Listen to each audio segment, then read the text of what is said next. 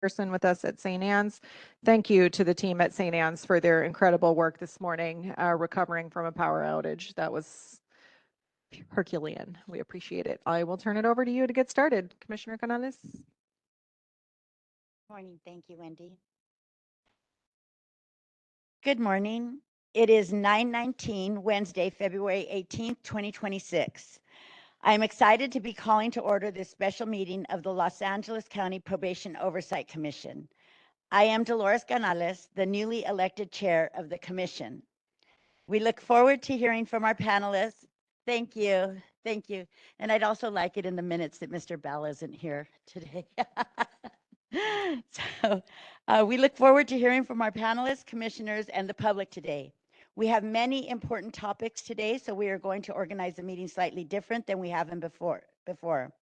I'm going to work to make sure we get all the items, and we are trying to make participation easier for our panelists so that we have set specific times to discuss and act on each topic.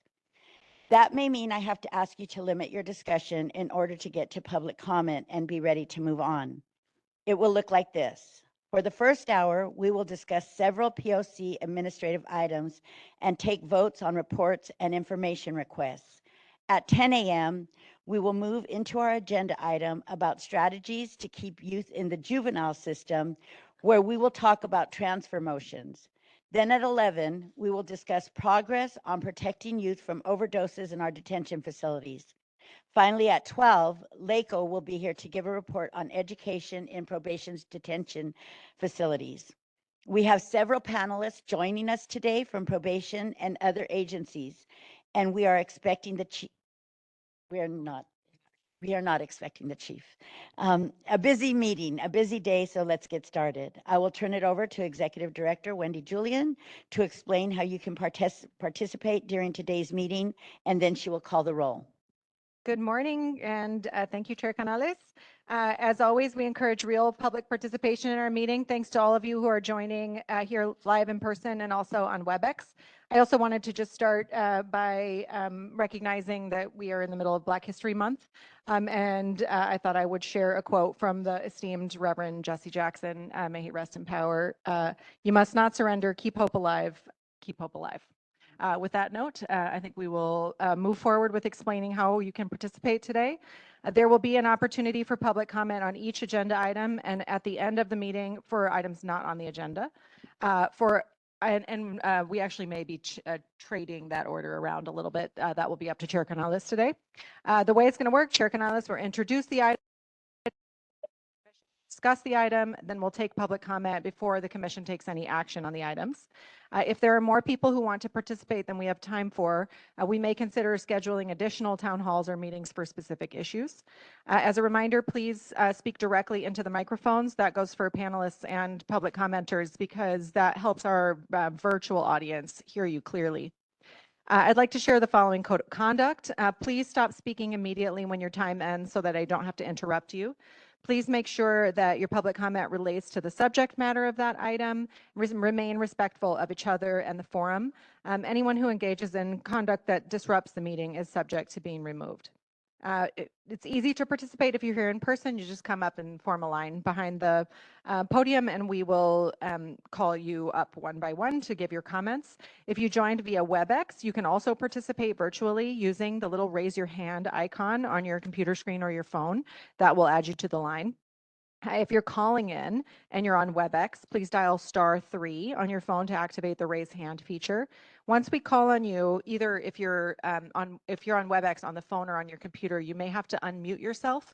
To unmute yourself on your phone, you dial *6. We'll decide how much time commenters have today based on the number of agenda items, and because as Chair Canales explained, we're working very hard to get to each of the agenda items. Generally, we do 2 minutes, but that may be changed to 1 minute for some of the topics today. If you wish to make your comment in writing, you can send us an email to info@poc.lacounty.gov. Please don't send public comment in the chat. Only the host will see it. It won't be logged as public comment, and the commissioners won't see it.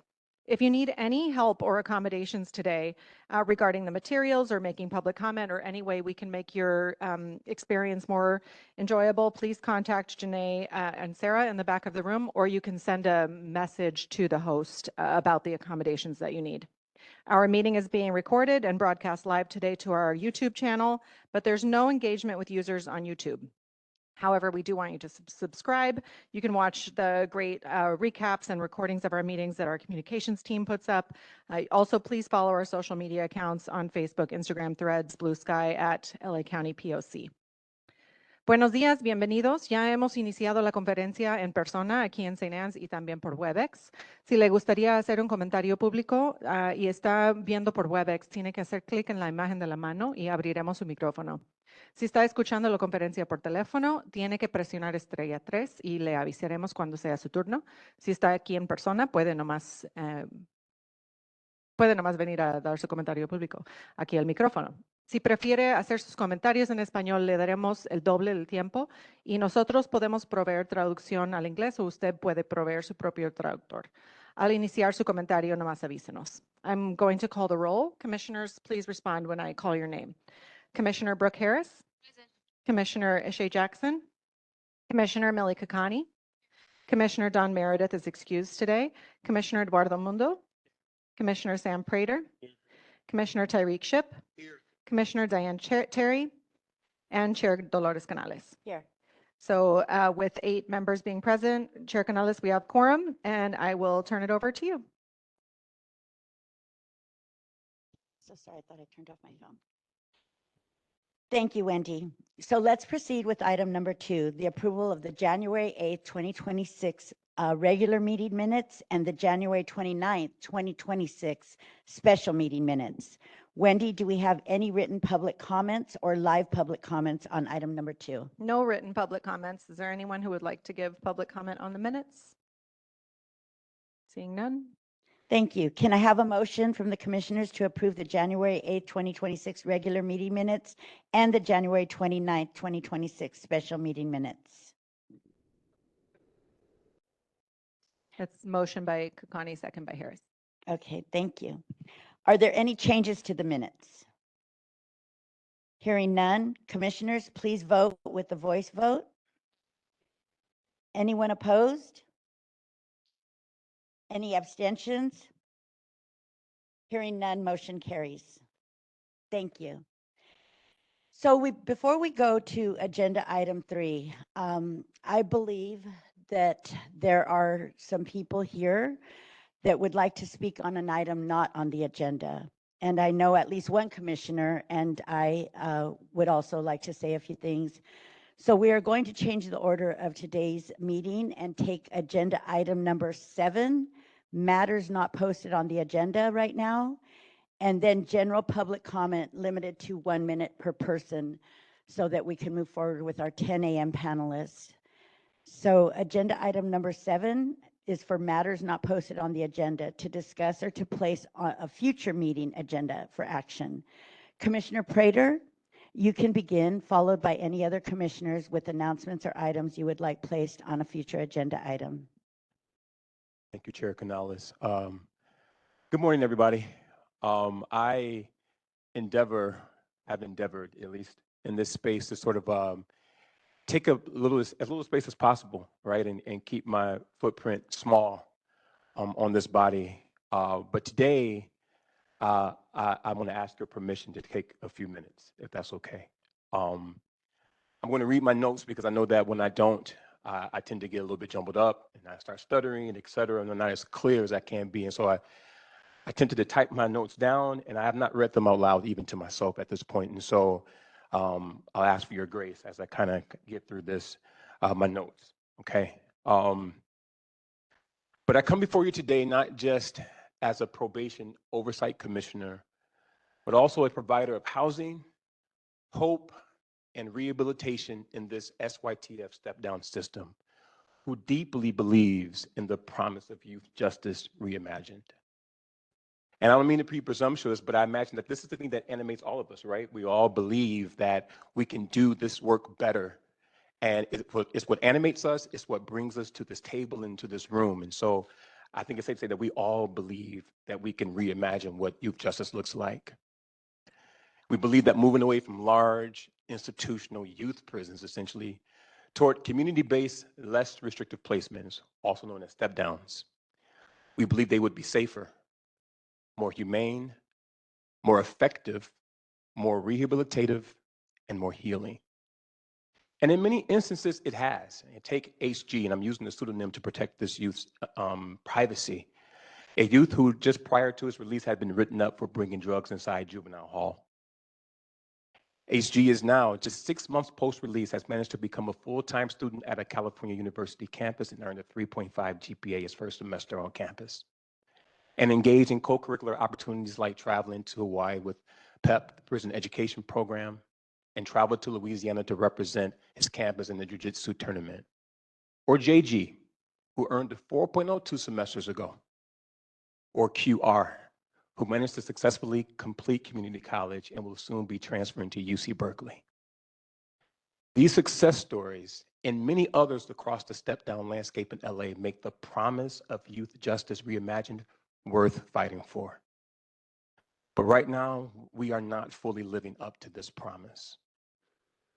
Over the last 18 months, we have witnessed a number of tragedies: new commitments to custody, probation violations to varying degrees of severity, including just this past week in the murder of a youth while on a home pass from his step-down placement. And I want to pause here and just extend my condolences to that family. I want to extend my condolences to the step-down house and the staff that worked there and the youth that lived there, because it is absolutely devastating. And as someone who operates a step-down, I can't imagine getting that phone call or getting that text message. And so my heart goes out, and I'm praying for all of y'all. And what makes this most troubling to me is not just the violence itself, but what sometimes feels like the normalization of it. You know, this quiet resignation, this sentiment that, you know, these sort of things just happen. And when we say these things happen, what we're really saying is our system has accepted preventable risk as inevitable. And I'm not suggesting that any one stakeholder in this ecosystem is the cause of these tragedies, but I am, however, suggesting that when the loss of life follows county authorized release, it should trigger collective introspection, not resignation.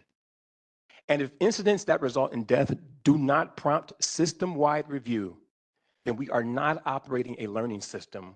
We are operating something far worse. When a youth, for example, as you know, the LA Room Board, my organization, we operate a homeless service program. We house homeless transition-age youth. And when a youth is placed in a housing provider contracted in the county's homelessness system, that provider becomes subject to layers and layers of oversight, compliance audits, performance metrics, fiscal monitoring, random site visits, documentation requests, corrective action protocols, and the laundry list goes on and on and on. This level of oversight exists to ensure that we are safely moving our youth out of homelessness and into housing stability and self-sufficiency. By contrast, though, when a court orders a youth to reside in a step-down, and there are youth often with serious needs, histories of trauma, gang involvement, substance abuse, behavioral and mental health challenges, the oversight infrastructure in our step-down system is shockingly thin to virtually non-existent. It's transferring risk without transferring accountability systems. And we have romanticized the idea of community placement without investing in the scaffolding that actually makes the community safe. And this is not a critique at all of probation or our courts alone. Probation is overwhelmed, right? We talk ad nauseum about the challenges, right? And judicial discretion, which is foundational to our system, is essential, actually. You know, but it functions best when supported by reliable information. When our county lacks standardized, validated readiness assessments, consistent placement standards, and post-release oversight, even well-reasoned judicial decisions are made in an information vacuum. So strengthening our system tools isn't a critique of the bench. It is a support to it that ensures that release decisions are informed by readiness assessments and consistent oversight. The step-down landscape today is fragmented. It is unregulated. Contracting varies. Monitoring is scant. Youth readiness assessments are inconsistent. Risk mitigation strategies are uneven. Some providers are performing exceptionally well, while others are struggling quietly. There's no unified dashboard, no public-facing metrics, no consistent compliance review comparable to other county-funded systems. The system desperately needs change, and this change requires more than just good intentions. It requires infrastructure. It requires clarity around these questions. How do we determine whether a youth is truly ready to transition into community placement?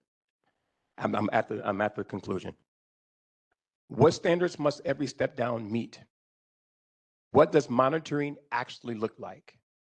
Who is responsible for compliance? And how do we measure safety? If we don't answer these questions, we're not practicing reform, folks. We are experimenting with our young people, and that's unacceptable. We can't continue, in conclusion, to champion community-based alternatives while ignoring the structural weaknesses that undermine them. If we truly believe in youth justice reimagined, then we got to build systems that make it real and not just aspirational. Remember, every young person in the step down is still in custody. They are serving the remainder of their sentences while living in community. And although the setting might be less restrictive, our duty of care is not. I yield. Thank you. Thank you so much, Commissioner Prater. We will be taking public comment at the end of the meeting because it is 9:36 a.m. But I do want to comment on, what you mentioned. I knew the youth that was recently murdered, and I've looked in his eyes. When I visited the facilities, you see the dreams, the hopes that these youth have, with the intention to do good, with the intention to have the opportunities for a life-changing experience, and you know that they want it. And I think, when provided the opportunity, what tools can we do? How can we better step in? How can the groups begin to work together and communicate together, and also lift up the successes, but acknowledging the tragedies? I do also want to mention I'm part of the No More Jail Deaths Coalition, and LA County has had the highest rate of in-custody deaths in Men's Central Jail. So while we look at these facilities, yet with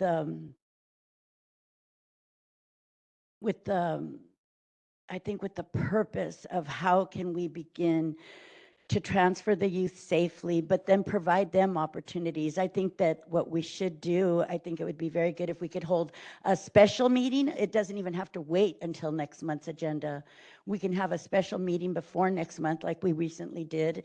And at that time, we can invite LRPs, we can invite probation, we can invite the public defenders, we can invite families of the youth, and we can all work together as a commission to work towards solutions on how can we best provide opportunities. If a youth is not doing well in one home, that does not mean the home the problem.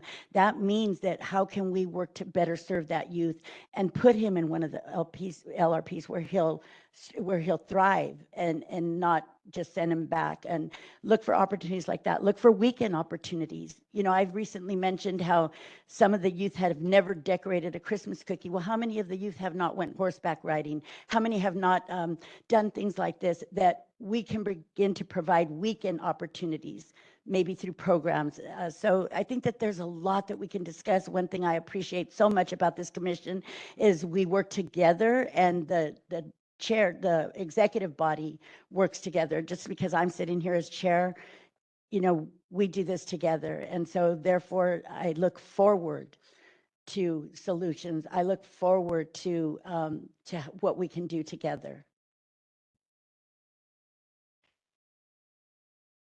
Commissioners, would anybody else like to comment or have any other things they? I don't know that I have much to add in terms of how we think about how we better care for young people, but I think that this is a crucial part of the conversation to ensure their success and like what it means to actually contribute to public safety. I just wanted to add another potential agenda item for a future meeting. I know that at the last hearing date before Judge Espinosa, one of the things that came up was the IT settlement, which is really connected to how we support young people who have a developmental disability and those who we suspect have a developmental disability. And I think there's significant concern that we're missing the mark in terms of better supporting young folks and in terms of like relying on incarceration to make sure that their needs are met. So I would just ask that we consider agendizing that to take a better look at what that settlement requires. I mean, I know that it was just the county's response to a demand letter that folks had shared or submitted. But yeah, just what that settlement requires and whether the department is meeting those demands and where we are at, given the large number of young people who have or may have developmental disabilities. Thank you, Commissioner Kakani. Is that it? Is the conclusion of my comments going to result in either a special meeting or a motion to start a subcommittee? Because that was really the heart of why I raised it. And so I want to make sure that Yes. doesn't go like another meeting where it doesn't become. No, we're either the executive team, Commissioner Terry and Commissioner Shipp, we are more than willing, and our director, more than willing to have a special meeting even before next month's agenda item. And if that does not work out for other commissioners that can be present, or for other people that also need to be there and have the opportunity, then we will put it on next month's agenda. But right now we are looking to have a special meeting. Or we could do a town hall also. So that will be things that we will discuss to move forward. And definitely it's going to be placed. Much Yeah, appreciated. I thought I communicated that. I apologize. No, absolutely. And thank you for raising this. Okay, now, okay. Okay, and yeah, and just, you know, a moment to just reflect on the young person. I do know his name, but since it was not in the article, I'm not going to disclose it. Just a moment to reflect on his life, his family members' life, and all the other youth, right, that are out there just facing so much, and how we can just lift up support and work together.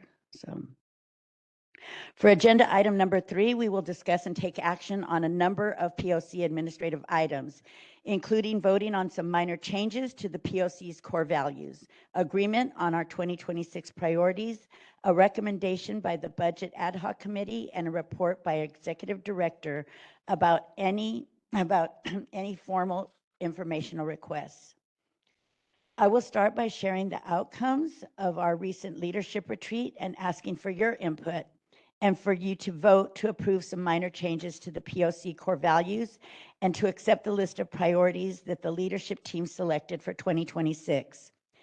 The changes to the core values were shared last month. It is just some simple word changes, but one of the changes is very meaningful to me, which is that we are going to work to role model a style of leadership and communication that we hope to receive from the department.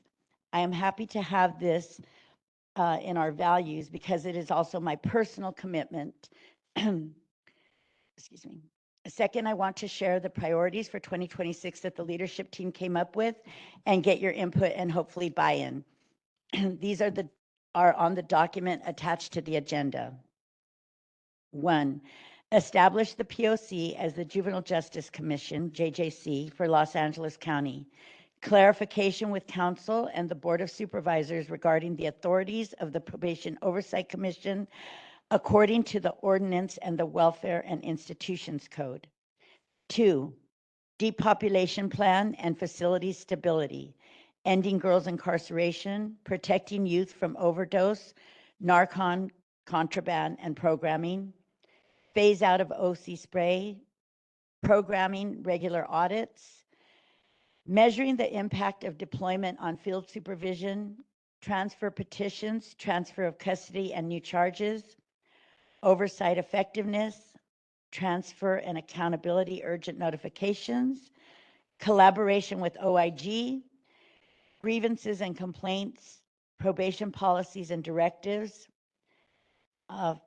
encouraging long-term planning for the probation department, as in clarifying the role and model of the probation department and revamping the mission and vision statements.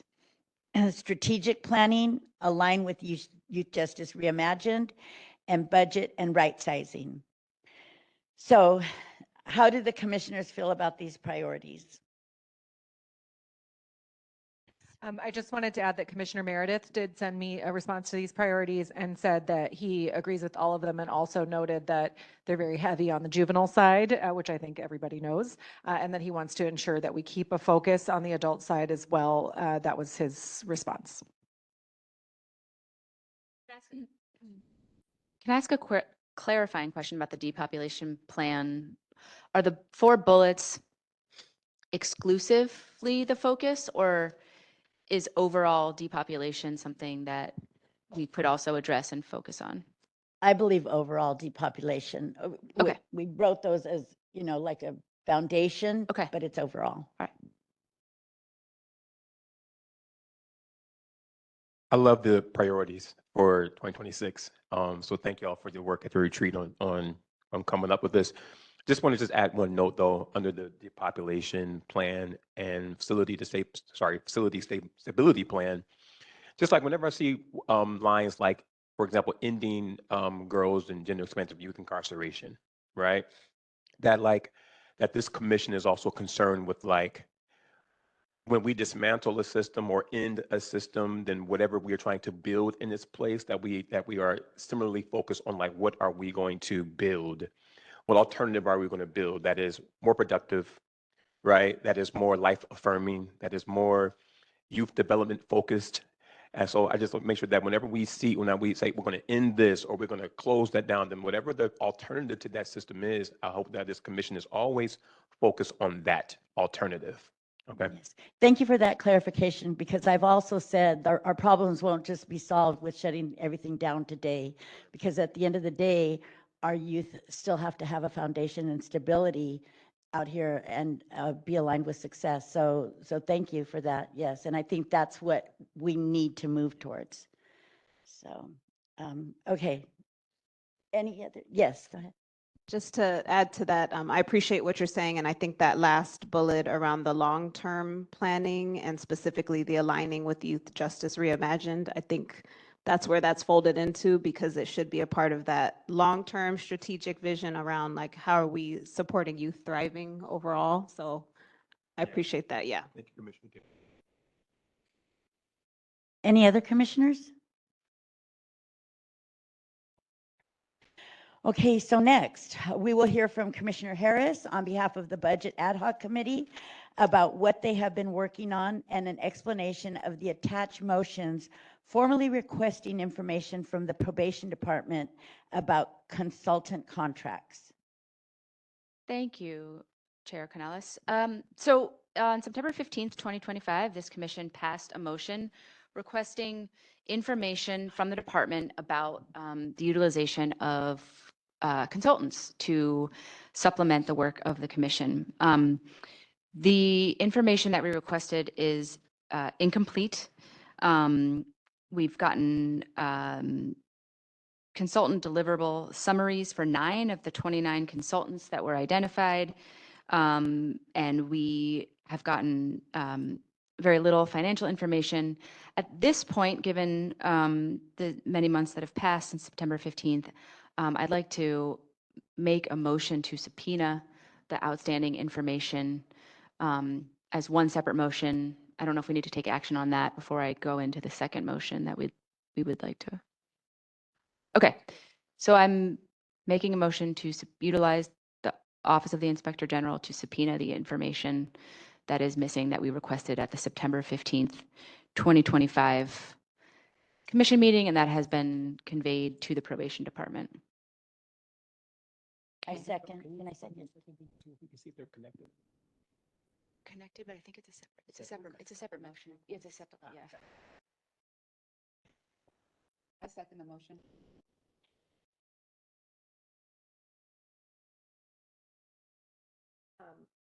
I think I could provide a brief update about this, which is that that information went out to the department immediately following the September 15th meeting. Also, the department was here at that meeting when the motion was made, and has been on the memo as outstanding since then. There was some back and forth between Project Director Smith and the probation liaison early in January, in which we clarified that the information was not received.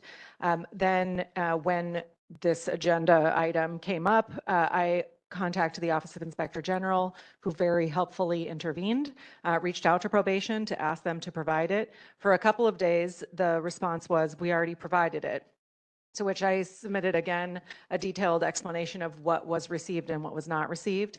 And then just yesterday, I think it was just after 4 p.m., we received an additional response from probation that says that they don't have some of the information that we requested, and that they'll have to go back to the division that could create that. And that information is mostly outcomes of the contracts. Think what were the deliverables on the consultant contracts.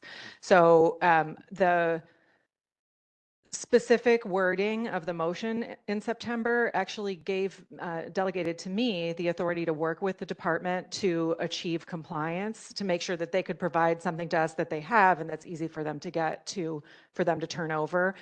So I think if that continues to be the role, certainly Eric Bates himself has been directly involved in this, as well as other members of the OIG. So I think there is a way to move forward with the subpoena to be able to get the information, hopefully.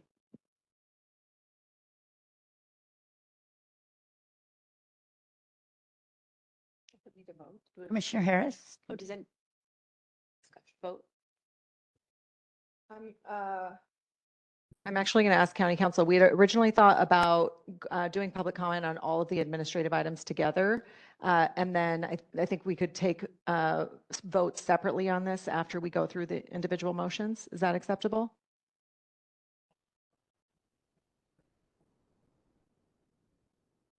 Oh, absolutely. So what I'm saying is that Commissioner Harris could go on to her next motion, and then we'll take public comment on all of these items before voting. Yeah, that's right. Great.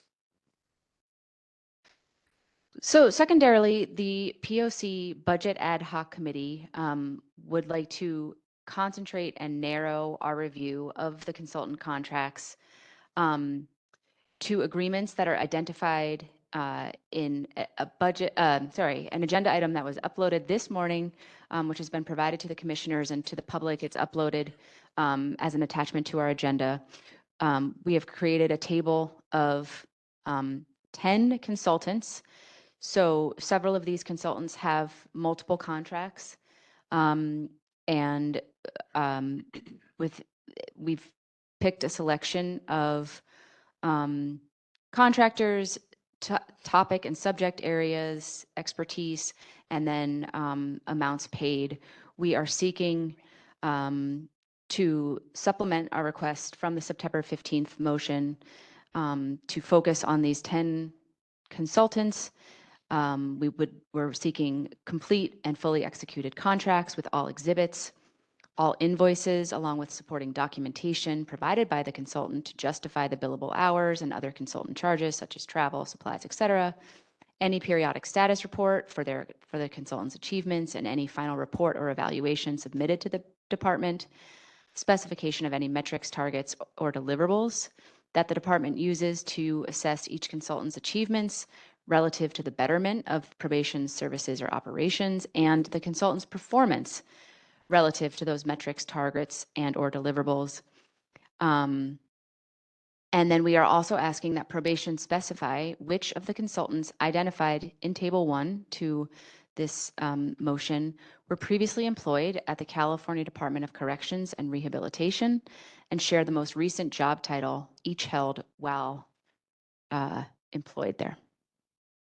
Thank you so much, Commissioner Harris. Excuse me.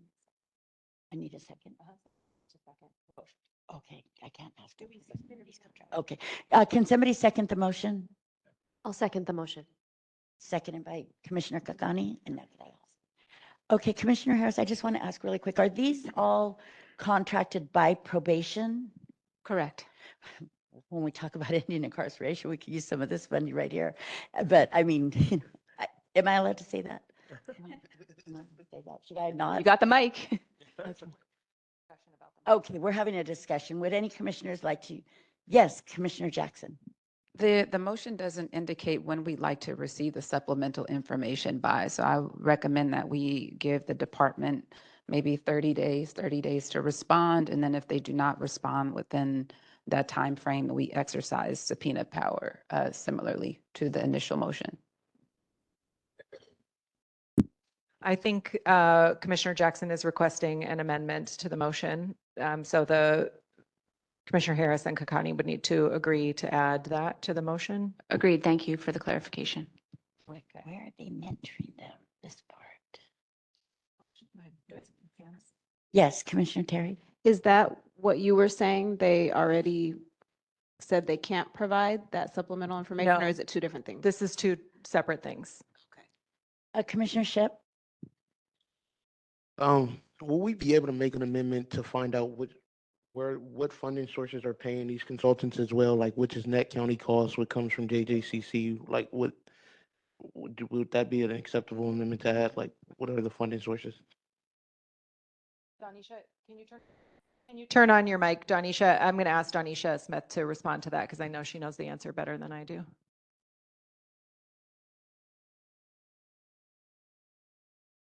The original spreadsheet the probation department provided to us does contain the funding source, so we have that information right now. Can I? Amendment withdrawn. Commissioner Harris, I apologize for that. So I'm not understanding though, for instance, the Jason Lowe, DBA Correctional Solutions with the SYTF staff mentoring and staff training services. In some of these services, the SYTF mentoring services, which is, one thing actually that Commissioner Prater alluded to in his opening comments, are these youth being mentored and so this is all going on inside of the facilities, correct? All of Well, I this? don't know that we know because Oh, okay, that's what this we're is trying to this find is what out. we're trying to find out. Thank you. Okay, so I'm not the only one that doesn't know. Okay, thank you. That's I think exactly what we're trying to find out, which is what the department specifically contracted with these specific people for, what the agreed upon metrics and deliverables were, how periodically they were measuring up to those metrics and deliverables, what was done in order to get payment, and then what the final outcomes were. Okay, and now we move forward with the motion, right? Is there any other comments on the motion? Okay. Do I need to re-second my support based on the amendment? Yes. Okay, so I'm re-seconding my support. Okay. All right. Next, we have Executive Director Wendy Julian will give a report. The Executive Director's report on the 2025 POC comms impact, the updates on information requests, and the intake report.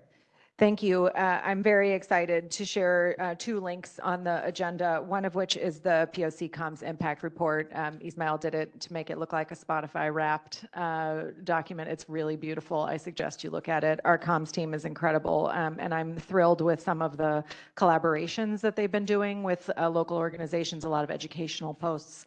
So take a look at that. And then also the intake report.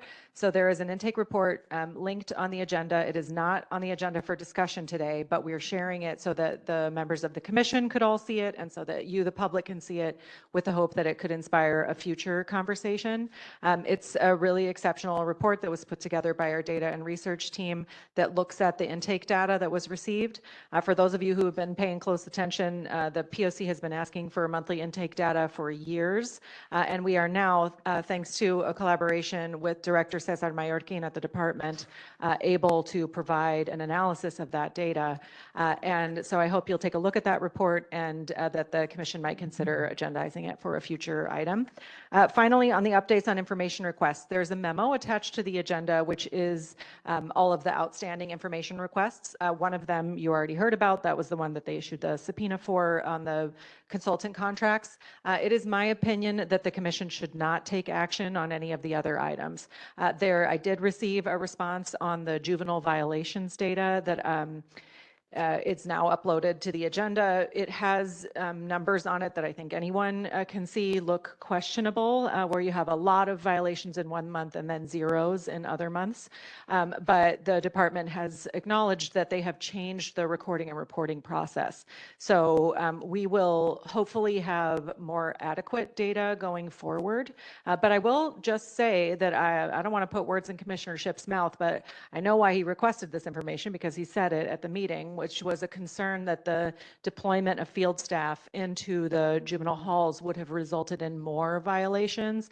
And in fact, the data seems to indicate that there have been fewer violations for the year, but with the big caveat that there are a few months that look very different. So I don't think there's any need to take action on that at this time. Also, Janisha and I are working closely with the department about the population statistics correction. I think we found an answer to that, so there's no need for further information on that item either. And that's it.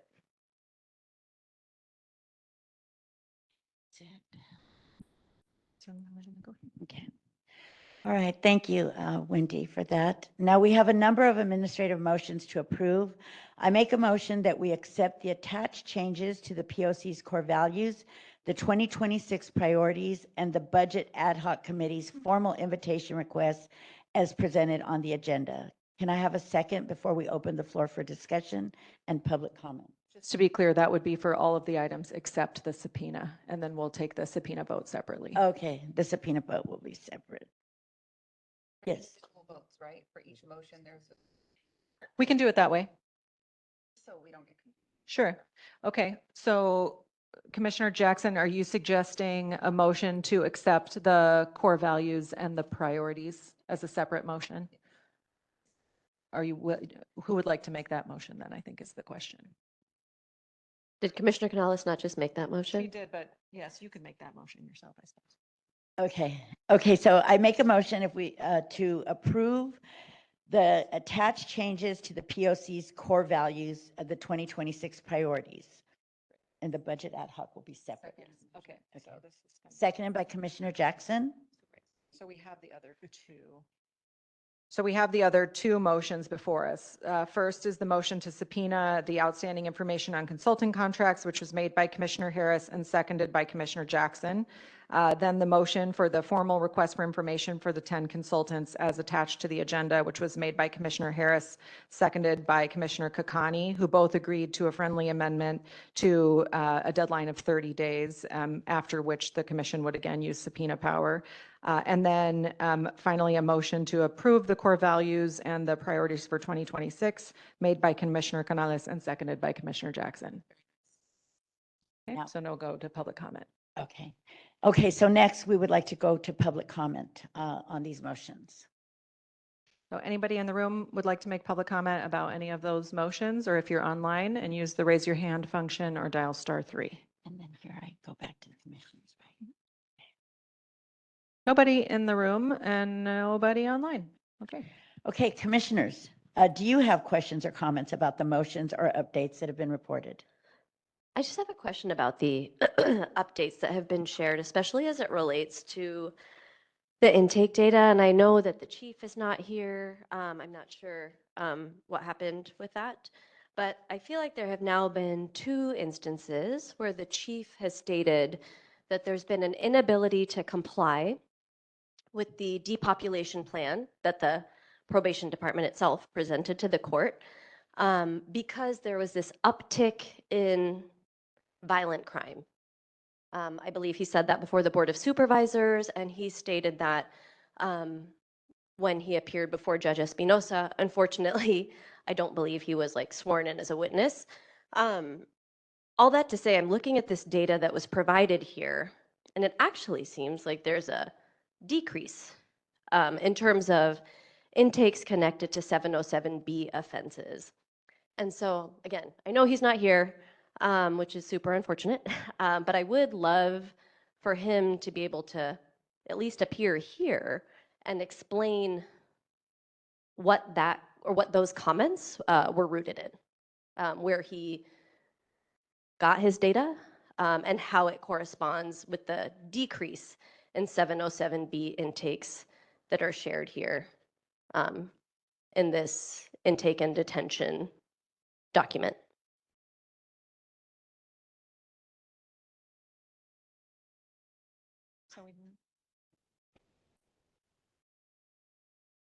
Okay, we will, thank you for those comments, Commissioner Kokani. And we will take a vote first on the motion to subpoena the outstanding consultant contract information.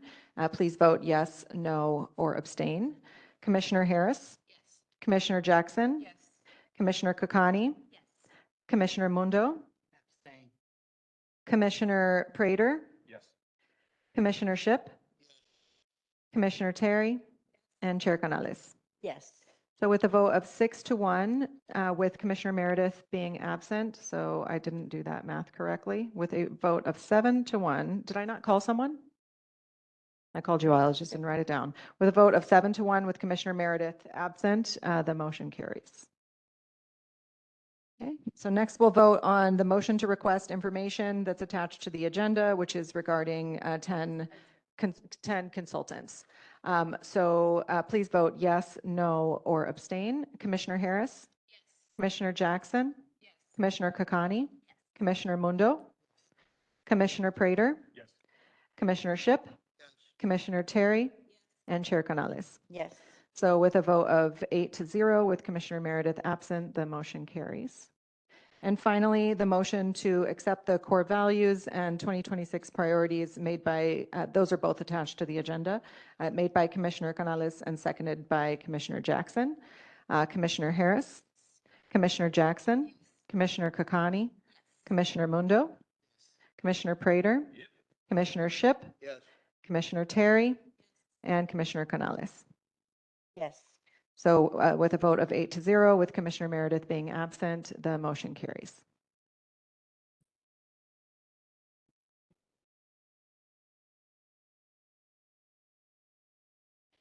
Okay, thank you, Commissioners. So now we're going to move on to agenda item number 4, which is to discuss and take possible action on a report on the transfer of youth out of the juvenile system into the adult system through the use of transfer petitions to adult court.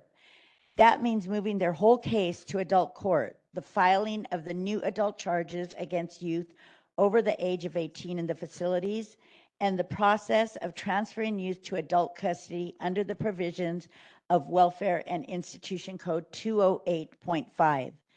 The Probation Department was asked to provide information which is attached to the agenda, which you will see updated information on transfer motions and new charges, the average length of stay for youth facing transfer motions, policy on new charges, and an explanation on how probation participates in cases filed in adult court. Before I introduce our guest expert today, we have Director Susan Lyles and Director Stephen Cuevas with probation, and Luis Rodriguez, Bureau Chief for the Juvenile at the Los Angeles County Public Defender's Office. And we invited a representative from the District Attorney's Office today, but did not receive a response. We will begin with an introduction of the juvenile justice system and the reasons to support policies and practices that keep youth in the juvenile system by an expert colleague and somebody I consider a friend, Frankie Guzman. Frankie is the Managing Director of Youth Justice and Equity and the National Center for Youth Law, where he leads a team of attorneys, advocates, and organizers to transform youth justice systems. Frankie's work is focused on eliminating the practice of prosecuting and incarcerating children in the adult criminal system, reducing youth's involvement in the juvenile justice system, and increasing developmentally appropriate services and opportunities for youth and young adults, and eliminating racial and ethnic disparities in the youth justice system. As a youth, Frankie was sentenced to serve 15 years in the California Youth Authority for armed robbery.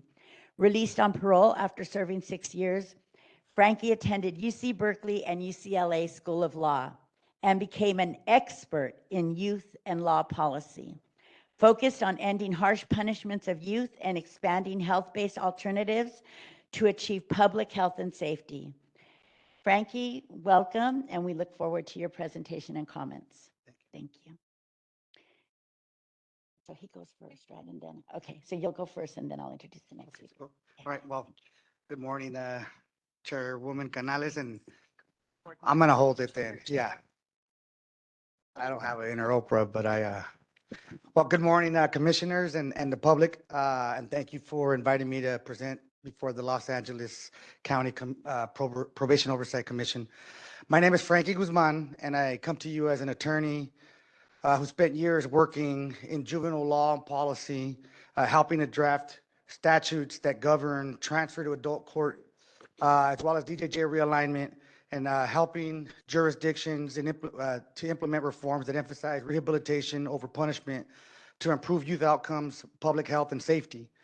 I also come to you as someone who was incarcerated as a young person in the juvenile system, including in the California Youth Authority that later became DJJ. I have experienced this system from the inside, and I have worked to shape it from the outside. And this dual perspective informs everything that I will share with you today. To understand transfer, we first have to understand why the juvenile system exists at all. More than a century ago, the juvenile court was created in recognition that children and adolescents are different from adults, something that we know with scientific certainty. They are more impulsive, more susceptible to peer influences, and more reactive to trauma and stress. And at the same time, children possess a greater capacity for growth, change, and rehabilitation. The juvenile system's purpose is to intervene in developmentally appropriate ways to help young people course correct and to return to their communities safely and in a healthy condition. The principle has been repeatedly affirmed by the United States Supreme Court in cases like Roper v. Simmons, Graham v. Florida, and Miller versus Alabama. In each of these decisions, the court recognized that youth are constitutionally different from adults for the purposes of punishment because of their diminished culpability and heightened capacity for change.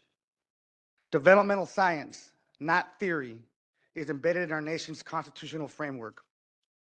With that foundation in mind, it becomes clear why a decision to transfer or to prosecute a young person in the adult system is such a profound step in the wrong direction. When a young person is prosecuted in adult court, we're not merely changing the courtroom, we are changing the entire purpose of the government's response. In juvenile court, a youth is adjudicated and not convicted. The system is designed to prioritize rehabilitation, education, treatment, and reintegration. In adult court, the goals shift towards punishment, deterrence, and long-term incapacitation. A conviction carries a lifelong collateral consequences like barriers to employment, housing, education, and civic participation. Youth placed in adult facilities face significantly higher risks of assault, isolation, self-harm, and they rarely receive age-appropriate services. The philosophical shift is as important as the procedural one. Transfer moves the child from a system built around growth to a system built around punishment and retribution. In effect, transfer to the adult system is a barrier to rehabilitation. And that leads to a critical question. Does transfer improve public safety at all? Research over decades has consistently shown that transferring youth to adult court does not improve public safety. In fact, youth prosecuted in the adult system often reoffend at higher rates than similarly situated youth that are retained in juvenile court. To be clear, transfer does not enhance public safety, it undermines it. Why? Because the adult system is not designed to address adolescent development. The adult system does not provide the incentive, age-specific interventions that reduce long-term risks. Instead, they expose youth to hardened environments that can interfere and reinforce criminal behavior rather than interrupt it. If the goal is safer communities, the evidence points towards strengthening the juvenile system, not bypassing it. Recognizing this, California laws have evolved significantly. Over the past decade, California has sharply narrowed the circumstances under which youth can be prosecuted in the adult court system. Youth under 16 are no longer eligible for transfer. Prosecutors no longer have the power to directly file cases in adult court, and instead, a judge must conduct an individualized transfer hearing and make specific findings in order to transfer them to the adult system. These reforms reflect a clear legislative intent and judgment. Adult prosecution of minors should be rare, carefully scrutinized, and evidence-based.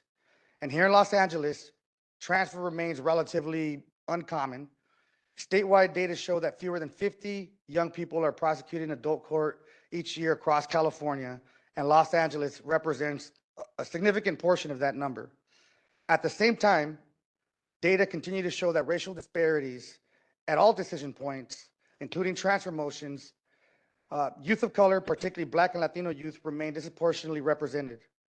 Oversight, therefore, is not only about frequency of transfers, but about equity and fairness in its application. Oversight, So the question becomes, when the law allows transfer, how should we think about it? Under California law, courts must consider factors such as the youth's age, maturity, prior history, and the circumstances of the offense. But the central inquiry is amenability to rehabilitation within the juvenile system. The question is forward-looking, not backward. It not only asks what happened, but whether the young person has the capacity to benefit from services in the juvenile system. Developmental science tells us that adolescent brain development continues well into the mid-20s. Executive functioning, like impulse control, long-term planning, and risk assessment, is still evolving. Most youth age out of criminal behavior, even those that commit the most serious and violent offenses. The majority do not become so-called chronic adult offenders. When we transfer youth to the adult system, we risk interrupting the very developmental process that leads to desistance from crime and unhealthy behaviors. From a public safety perspective, retaining youth in a developmentally responsive system is not leniency. It is strategy and good sense. From a fiscal perspective, adult incarceration creates long-term social and economic costs. From an equity perspective, minimizing transfer reduces the amplification of racial disparities. And from lived experience, I can say this: when we use the juvenile system as it's intended, you can redirect a life and create a lawyer. The Los Angeles County is the largest juvenile justice jurisdiction in the country. Decisions made here reverberate nationally. Your role as commissioners is not simply to monitor compliance with statutes. It is to ensure fidelity to the original purpose of the juvenile system. That includes examining whether LA's juvenile system's conditions truly support rehabilitation. It is not enough that youth are not transferred or not prosecuted in the adult system. The juvenile system must actually function as a rehabilitative environment. Youth are treated with dignity and respect and provided with education, mental health services, family engagement, and meaningful reentry planning and support. When those elements are strong, the need for transfer diminishes even further. So I will close where I began. The juvenile system exists because children are different. The US Constitution recognizes it, science confirms it, and experience demonstrates it. Transfer to the adult system should remain the exception, reserved for those rare cases where the juvenile system genuinely lacks capacity, not a substitute for investing in the system's rehabilitative mission. When we keep youth in the juvenile system wherever possible, we are not excusing harm. We are responding in a way that is developmentally informed, evidence-based, equitable, and aligned with public safety. Thank you for your time and leadership and your commitment to ensuring that LA County's response to young people reflects both accountability and hope. I welcome your questions when that time comes. Thank you so much, Mr. Guzman. Commissioners, after the three present, then we'll go on to you, if that's okay. All right. So next we'll go on to have probation to share the data they have provided and their role in transfer motions, new charges, and transfer of custody with Probation Director Susan Lyle and Director Stephen Cuevas. Thank you. Morning. Oops. Good morning. It's Suzanne Lyles, by the way. So the information that I have to present is on the current number of transfer motions that are being heard right now in LA County Superior Court. The total number right now that are pending is the 86 that's presented in the data.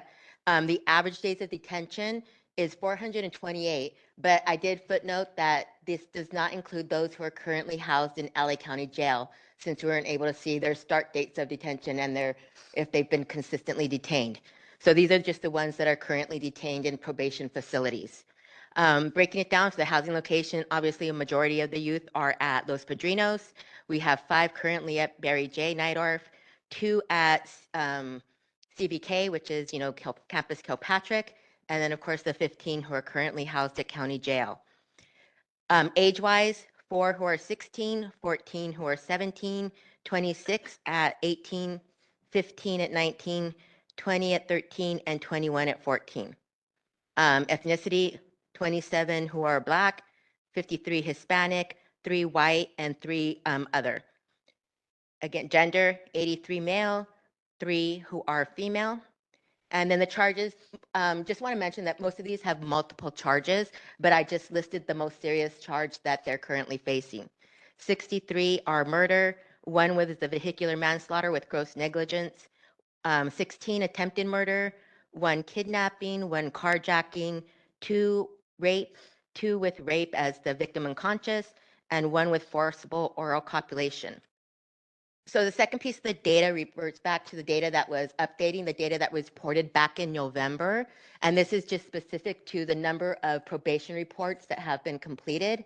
I did kind of break it down in a little bit of different ways, so hopefully it was a little bit clearer than the last time the data was presented. And again, these are the reports that were submitted during each of these years. And it was 2024, 2025, and then I added 2026. Again, some of the numbers did not change. The number of reports with probation recommendations to transfer to adult in 2024 was 10.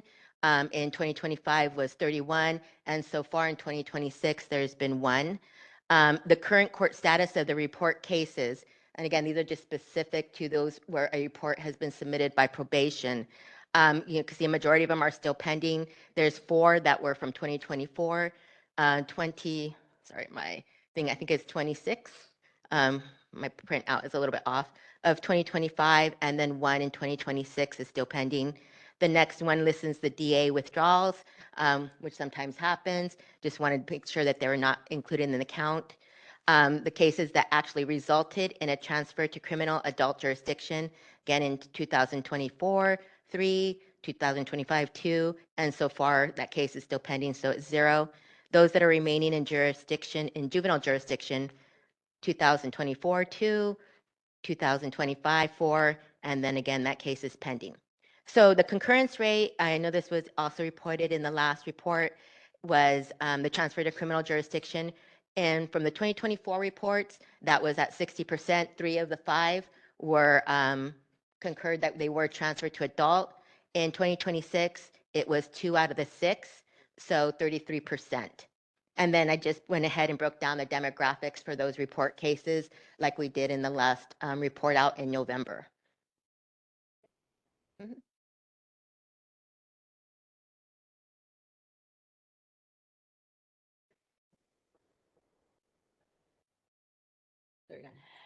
Suzanne, thank you for that. And Director Cuevas, I believe now you're going to present on the new charges. Morning. My name is Stephen Cuevas. I serve as the Probation Director for Specialized Enforcement Operations. I'm here today on behalf of Director Michael Wade, who's unable to be here.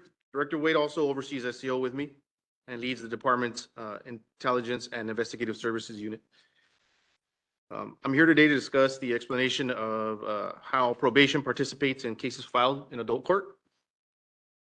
When an incident occurs at one of our secure facilities that may warrant criminal prosecution, the process begins with a formal referral generated by facility management or their designee. A referral for developmentally disabled youth requires the superintendent's approval before the initial referral can be generated. This referral requests further investigation into the incident. Examples of incidents that may be referred include youth assault on an officer, serious youth on youth violence involving aggravating circumstances, possession of controlled substances, conspiracy, or attempts to introduce contraband into a juvenile facility. The referral is reviewed by the department's Intelligence and Investigative Services Unit, or IISU. IISU determines whether the matter warrants further investigation and potential referral for criminal filings, or whether it should be returned to the facility for administrative or internal handling. If accepted, IISU conducts a comprehensive investigation and works in coordination with the district attorney's office. The role of probation at that stage is investigative and collaborative, ensuring that all relative facts are gathered and presented to support an informed prosecutorial decision. Probation does not make the filing decision. That authority rests with the district attorney. During the review process, several factors may be considered, including the youth commitment offense, the intent and circumstances surrounding the incident, the severity of the alleged conduct, whether the conduct was gang-related, prior instances while in custody. If the case is not accepted for filing with the district attorney or is not advanced beyond the IISU review stage, the facility may pursue administrative remedies. In some cases, the facility may file a WIC 1111. It's an information to the court overseeing the use of existing matter of the new incident. That's all I have.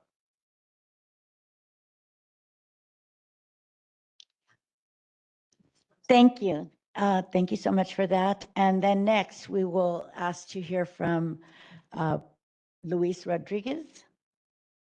I'm sorry that this isn't on the notes, but Sam Abramian from Alternate Public Defender is also here. Thank you.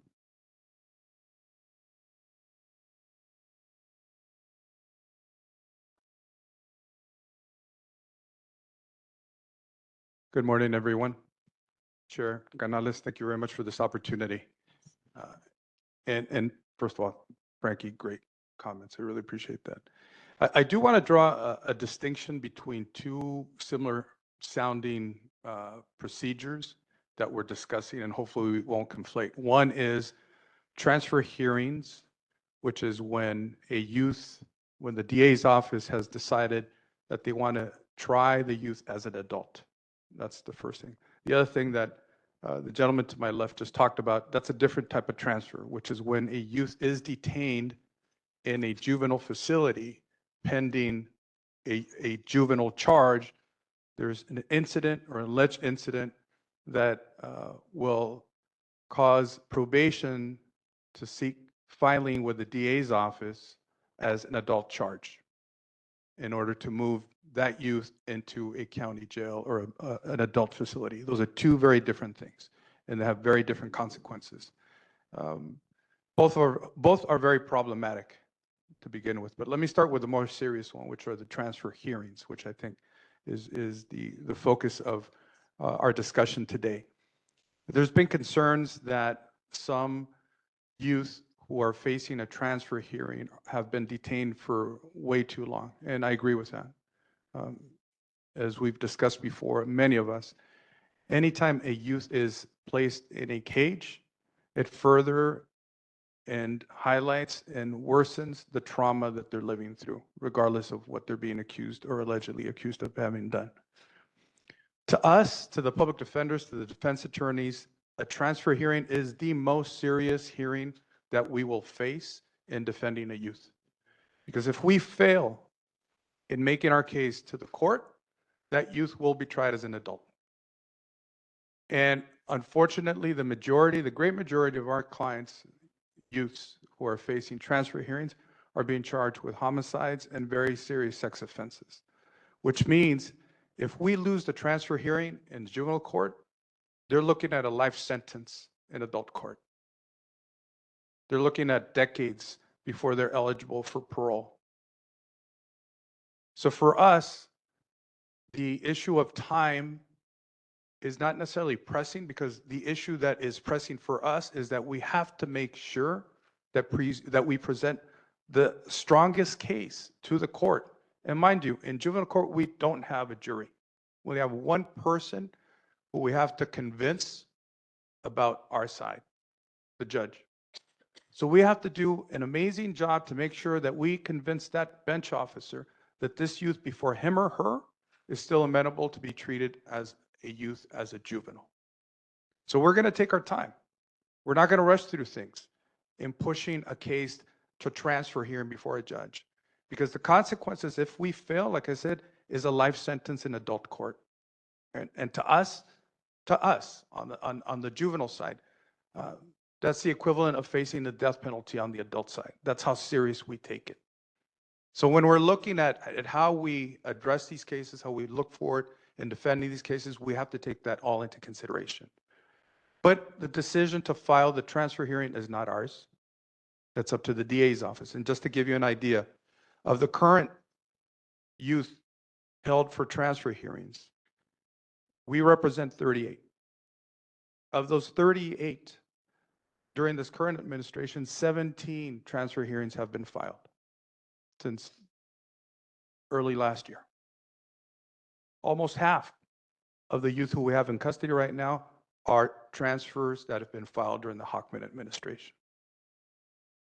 It's difficult, but what I can tell you is that we've had great success in fighting these transfer hearings, in keeping the youth. Now that's part of the battle, because fighting to keep the youth in the juvenile court is half the battle. After that, there's the adjudication, which is we're fighting the underlying offenses. So it's a doubly difficult situation for us juvenile defenders when we're defending these youth on transfer hearings. And the numbers show that very few have been transferred up to adult court, which for us, any youth transferred to adult court is miserable. But we're I don't want to say proud, but we can say that we've kept that number very, very low, under 10, well under 10. I'll leave it at that. I don't want to take up all the time because I want to turn to my partner at the Alternate Public Defenders, Sam Abrahamian, to join. Thanks. Thank you, and good morning. I'm just going to reiterate Luis's thoughts. I think he set the tone of what we deal with every day. The concerns we have, yes, the filings, we're seeing them, they're increasing. The length of time that it takes for us to work up a case because of, unfortunately, the backlog and the lack of experts that are out there that our attorneys need. We have psych social workers and paralegals who work side by side with our attorneys to work up these cases. And yeah, it's usually between a year up to 2 years to get that case ready, in hopes of the district attorney's office even listening and perhaps reaching a resolution before having to go before a judge. And then if we have to go before a judge, to get that judge to do the right thing that we want them to do. What's hurting our kids also is because of that wait, unlike a minor that has their case resolved and you put a plan together for that minor now, the ones that are facing the transfer hearings are kind of in a limbo. We have that lack of resources and programming coupled with the situation that they're in, the stressful situation of waiting for this transfer hearing. It makes it difficult for them, their time in. And then we start dealing with these add-on charges where an opportunity is found to say, hey, you're over 18. You've kind of been just hanging out. We're not giving you much to do. It gets tough on a kid. And then, bless you, a little bump here, a little altercation, some words exchanged, let's file. And it's a way to jump the kid out to now county, like Luis said. These are the things that we're dealing with. But we can't just simply say, let's make it quicker. Let's get this done, because then we can win and keep them in juvie. No, we have to take our time. But what do we do in the meantime? What do we do for these kids to make sure that we keep them where we need them, focused, getting better, while we do the work as attorneys? Simply just wanted to add that. Thank you. Thank you so much for that and for all of this information. I know even being in there with the youth, it affects all of them when they're going through this. When one has a downfall or a transfer denial or moving forward, and just the whole demeanor, the way that everything shifts in the in the units, and to see how it affects them. And so I would like to open up the comments for our commissioners. If you have any questions or comments for the presentation. Commissioner Harris? Okay. Good morning. Thanks, everybody, for presenting. I want to direct my questions to Ms. Lyles. concern I had, we had this presentation, I believe, in November. I think Ms. Roman presented, or some others were here. I'm going to draw your attention to the total number of reports completed by the department and the total number of reports with a probation recommendation of transfer to an adult court, criminal court. 2024, that was 10 out of 10. So every young person that the probation department looked at that was facing transfer, the department recommended that they be transferred. And in 2025,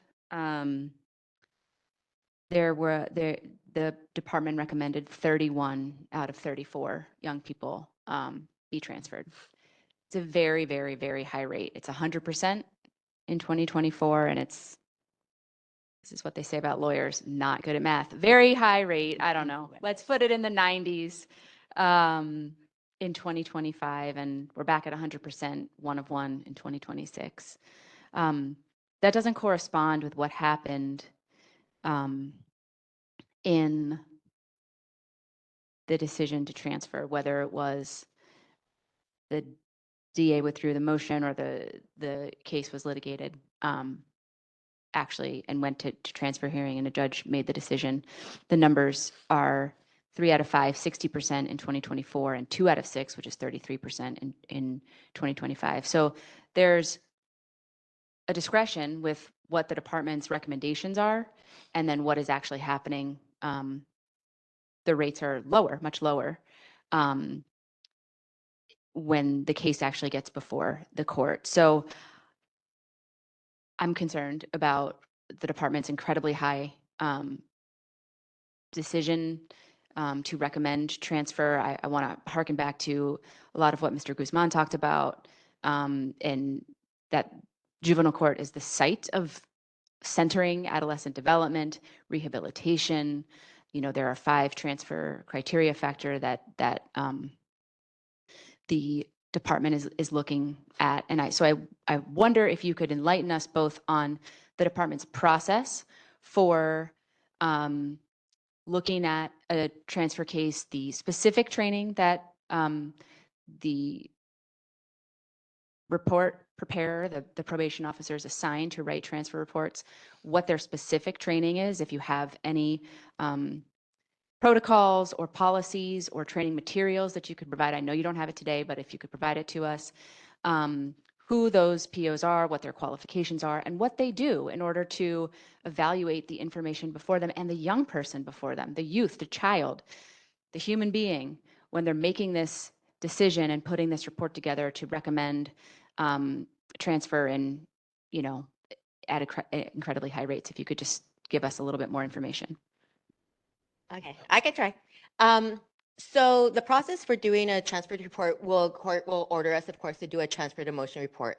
All of our staff, our field staff, were trained in 2023 when the new updated policy came out, and we put out policy regarding the updated requirements for the transfer motions. We updated the report, we trained all of the field staff, and then we put out a directive. So that was the last formal training that there was. We did train all of the supervisors so they could onboard any subsequent DPOs who might have come into the field to also receive the transfer training. Once we get those orders from the court to complete those reports, they are assigned to a field deputy probation officer who does complete the report. They go through all of the transfer criteria to complete the report and then make a decision. One thing I will say is it's based on the information that is available to them at the time the report is ordered. So sometimes reports are ordered fairly early on in the process, sometimes in the middle, sometimes a little bit toward the end. But again, it's based on what we have available to us. A lot of times we don't have access to any subsequent psychological reports or anything that might have been done in the interim while these cases are going through their motion hearings. In addition, oftentimes we're restricted from interviewing the youth themselves, I mean, for obvious reasons, but to get some direct information about what may or may not be going on in their lives, any of the circumstances that surrounded the pending charges, or any of those sort of things. So again, they make those recommendations based off of the information that is available to them. Sometimes when you look at these 2024 reports, you could see just 10 of them. Some of those pending cases are still pending. So there's a lot of information that might have come out between 2024 and 2026 that we do not have access to. And it's the court who would order us if they wanted any subsequent social history report or any updated recommendations from the department.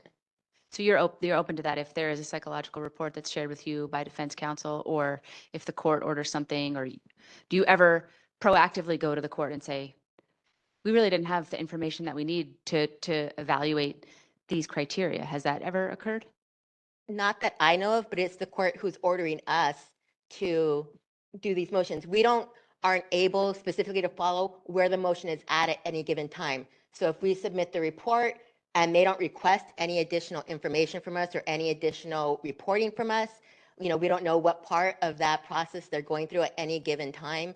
And so we have to rely on the court to say, hey, probation, can you do another report with this updated information? Or we can provide you with now a psychological report or any subsequent information that might have been delivered in court in the meantime.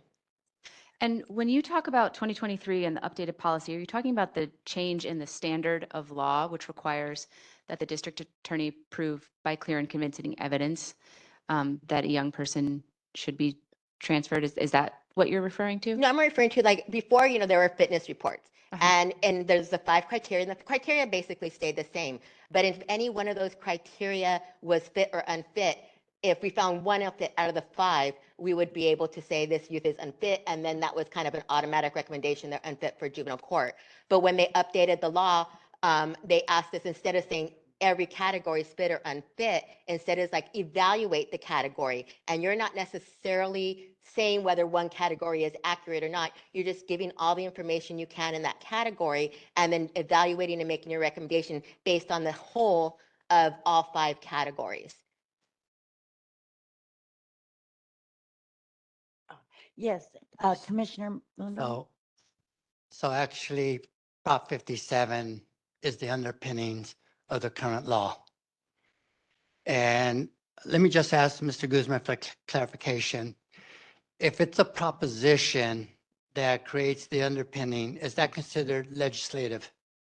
Yes, because in California, the electorate can make legislation through a ballot initiative. And Thank you. interestingly, the Prop 57 was a constitutional amendment. So it's a part of our state constitution now. And so that change was in 2016, not in 2023. So I know because of time, you kind of glossed over the requirements, and it was significant, the changes. It wasn't, they remained the same. And to harken back at Commissioner Harris's question and Ms. Lyle's answer, there's information that can be gathered at these hearings that doesn't require talking to the kid. So if you look at criteria number 1, and I'm going off of memory, one of the items that was changed is to look at the kid's environment, not just home, but the environment that he lives in. That's information that can easily be gathered and included in the report to mitigate any of the gravity of the offense or the sophistication.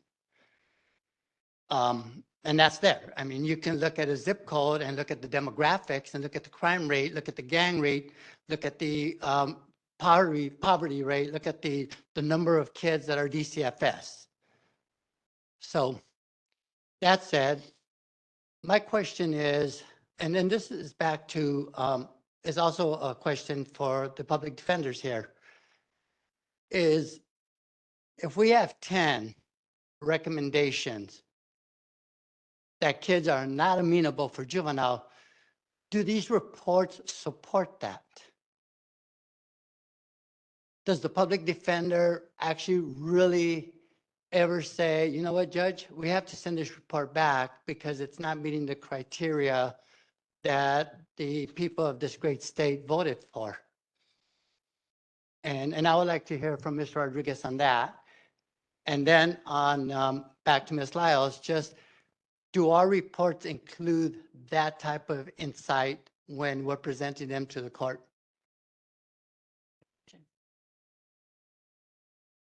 So the question directed to the defenders. If defenders always agreed with what probation said, all of these youth, the 39 that I talked about, would be in adult court right now. That's the simple answer. Well, the question was the quality of the report, not whether you agreed with them. Do they meet the criteria of the law that the public defender's office should be requiring? Yes. We fight every single, and it doesn't just go to that. Every single report that comes out of probation or a recommendation by the DA's office that goes against the well-being of our youth, we're going to fight it. But I do don't, they I don't meet care the what the source is. requirement? We're going to fight it. Do they meet the requirement is the question, just yes or no? Your question is confusing. What do you mean, do they meet the Okay, requirement? so if you look at a report and criteria 1 says to look at these areas and describe them, do you see that in every probation report? I can't tell you. Thank you. Mr. Guzman wanted to say something. I'll just say briefly, I have been an expert witness in about almost 40 transfer hearings, many of them in Los Angeles County. And I can tell you, without exception, the reports are insufficient, inaccurate, and show a fundamental lack of developmental principles, developmental science. Taking, your question, the comments in your question, if probation's role is to be the service arm of the court, and I heard a previous probation official here talk about the proactive nature in which they help prosecution develop a case, but they don't make the charging decision, but they do help investigate, which the court did not instruct them to do. But when the court instructs them to write up a report, if information is not available to them, then they just don't include it. But as you mentioned, there are many ways to obtain that information, including prior involvement with the system or other things. When I've seen factors used against young people, like you can take the fact that a young person has a father who's a gang member, a parent who's a drug addict, and rather than provide great weight to the youthful factors and provide some substance and context that explains why this young person needs more support through the juvenile court, maybe family counseling, substance abuse treatment, for themselves, it's used as a negative to suggest that they are deeply entrenched, incorrigible, and not amenable. And to me, I just feel like that is abdicating their responsibility to evaluate these factors adequately as the law requires. But I also think it shows that they don't take their youth service arm seriously, as serious as they do their law enforcement and investigative arm that usually tends to support punishment.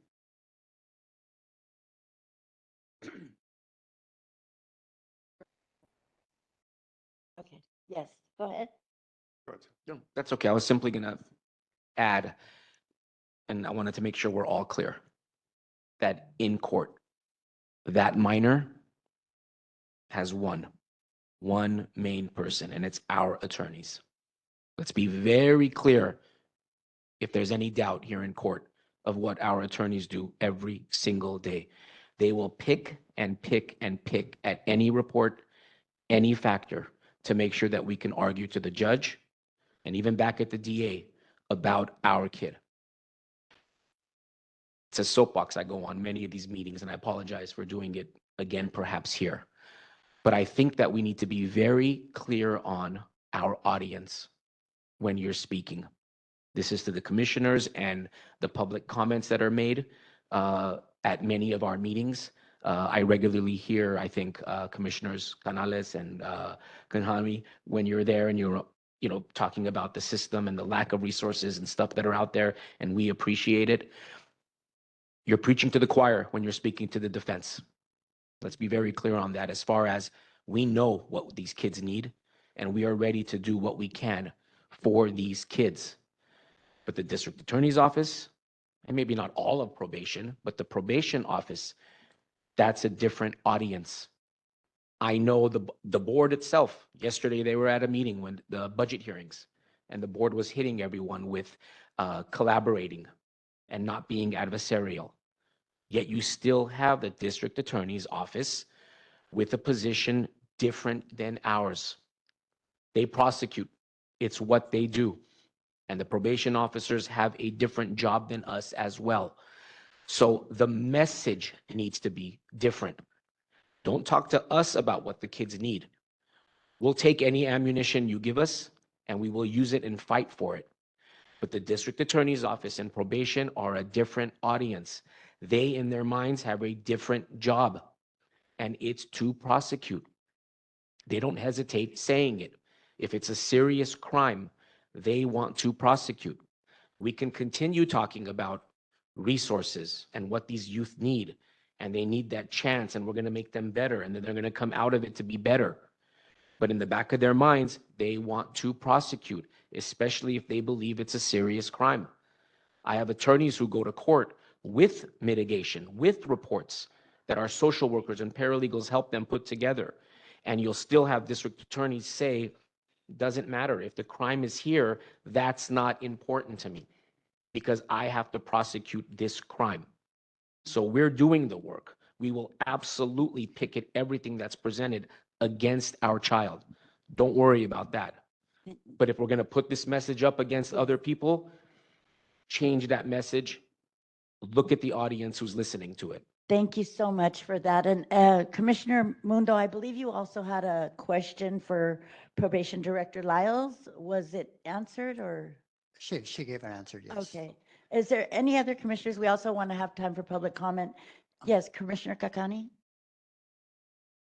I'm just trying to understand the data really quickly, and hopefully this is for the benefit of the public, but just noting that when probation was last here, October 31st, 2025, there were 63 youth who are pending transfer to adult court.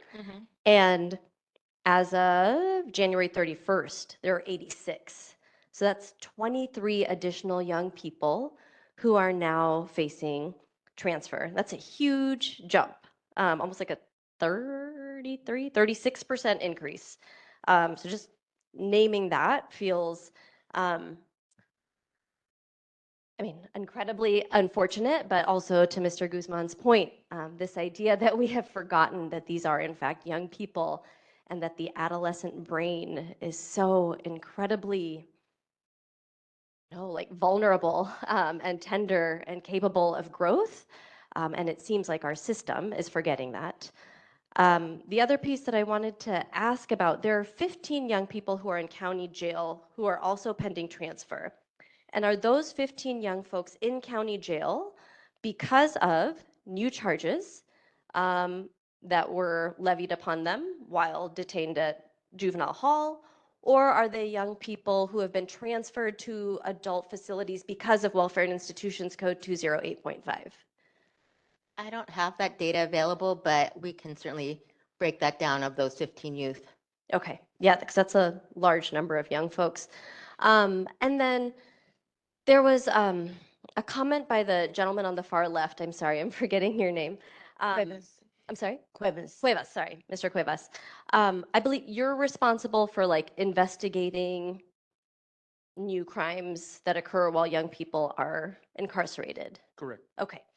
I think when someone was here in November, and my notes may be incorrect, we were told that there are currently 2 or 3 different policies and that you all were in the process of drafting a new policy to codify expectations and work on initiating arrest. Do you have that in writing? I do not.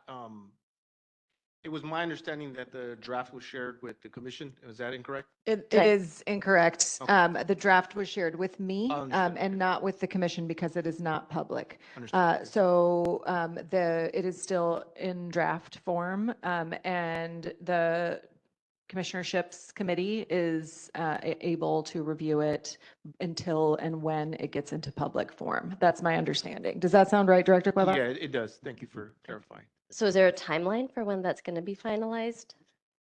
That I do not have, no. Just seems like a long time for such a serious thing to remain in draft form. Okay, and sorry, I have some other questions.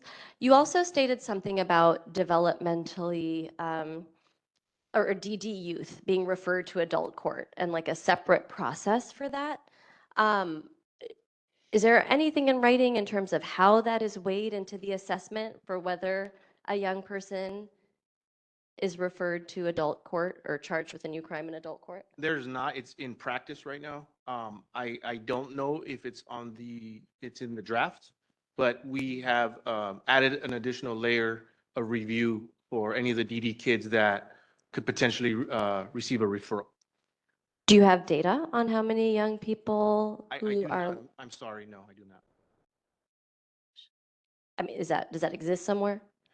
I'm sure it does, because if we're making referrals and one is a DD youth, we'll definitely flag it. So it's something that we could look into and provide to the commission at a later time.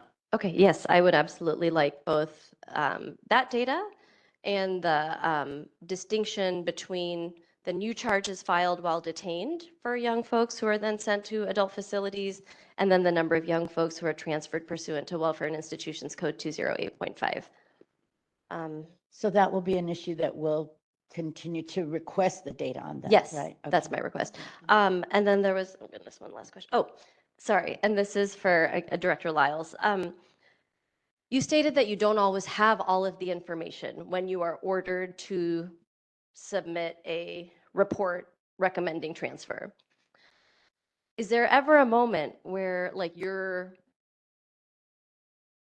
where the folks who are writing these reports say we actually cannot make a recommendation because we don't have this information? Or do you always make a recommendation based on whatever you have? Based on my experience, that they will make a recommendation. And then just to address is like, again, there's a culmination of all 5 criteria. So I know that, it's mentioned that, are you looking at one versus the other? So I know that they had asked about our training materials, and I do want to share those because they do give some prompts to our deputies to ask these questions and to dig a little bit deeper than just trying to answer one thing, is to really try to probe into the information that we have available.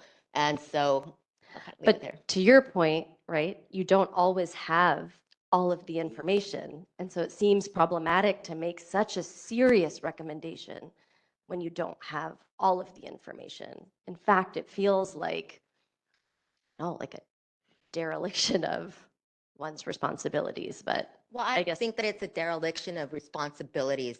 I think, again, we're doing a good job at evaluating the information that we have, and that we're going to continue to do it. I mean, and if the court feels like it's inadequate, they certainly have the power to ask us, here's some additional information, can you reevaluate? But if they're not willing to share certain information with us, we're doing the best job that we can in taking this. And the evaluations are, I think they're adequate, they're good.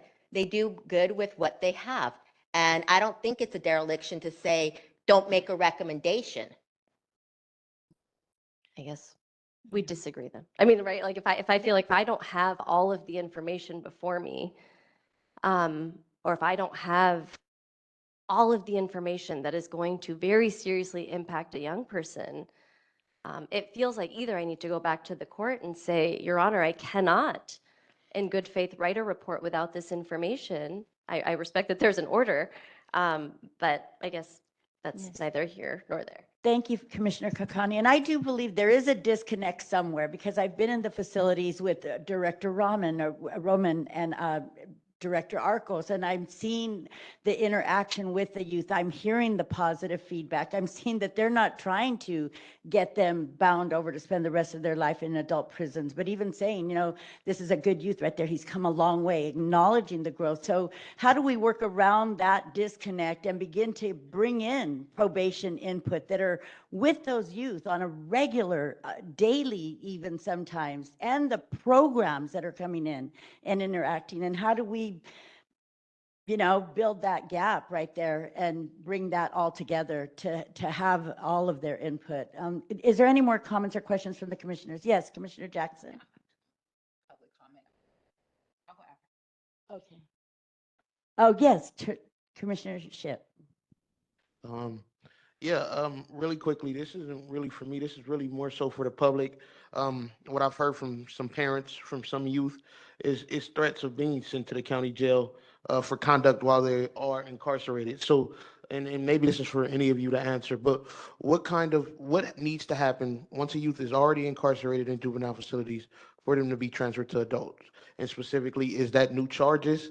Is that a write-up or something being filed against them, exactly what needs to happen for a youth to be transferred from juvenile court, juvenile hall to an adult court, especially since they've been threatened or they've expressed that they've been threatened with that for little things like being to not listening to a probation officer. Would that get them transferred? What type of conduct would get them transferred from juvenile court to adult while they're detained? Typically, conduct, in the general sense, does not get you to transfer to an adult court.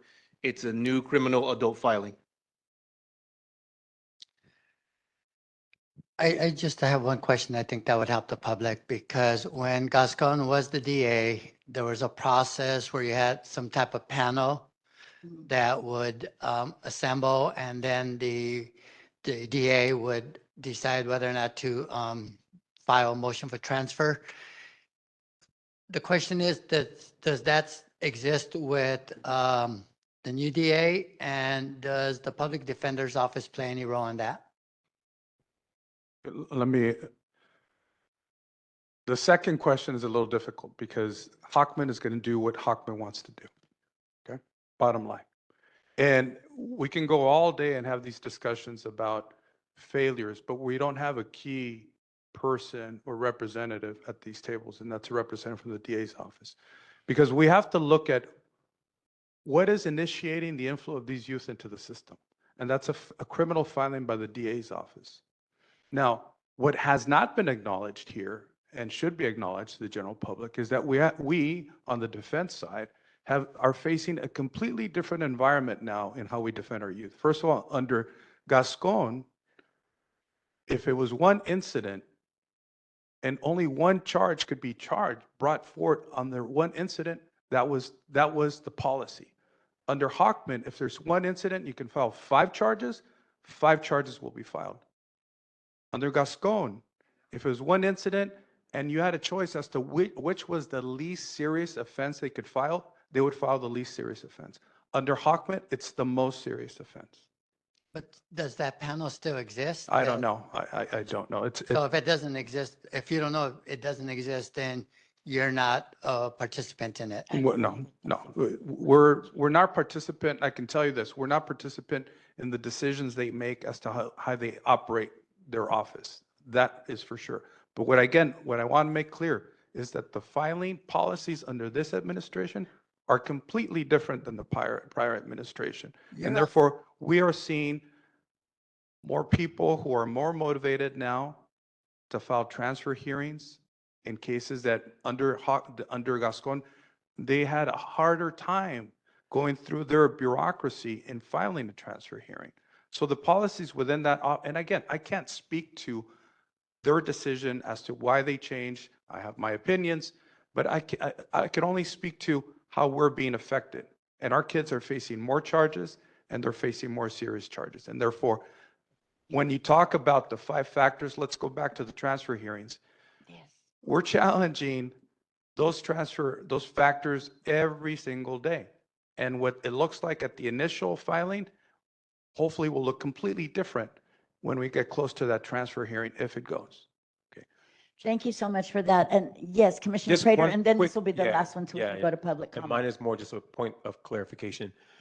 Commissioner Shipp just asked a question about and set it up that youth and families of youth complain that youth are being threatened with, I will file an adult charge on you so that you get transferred, right? And I'm so sorry, Cuevas. Mr. Cuevas sort of responded that no,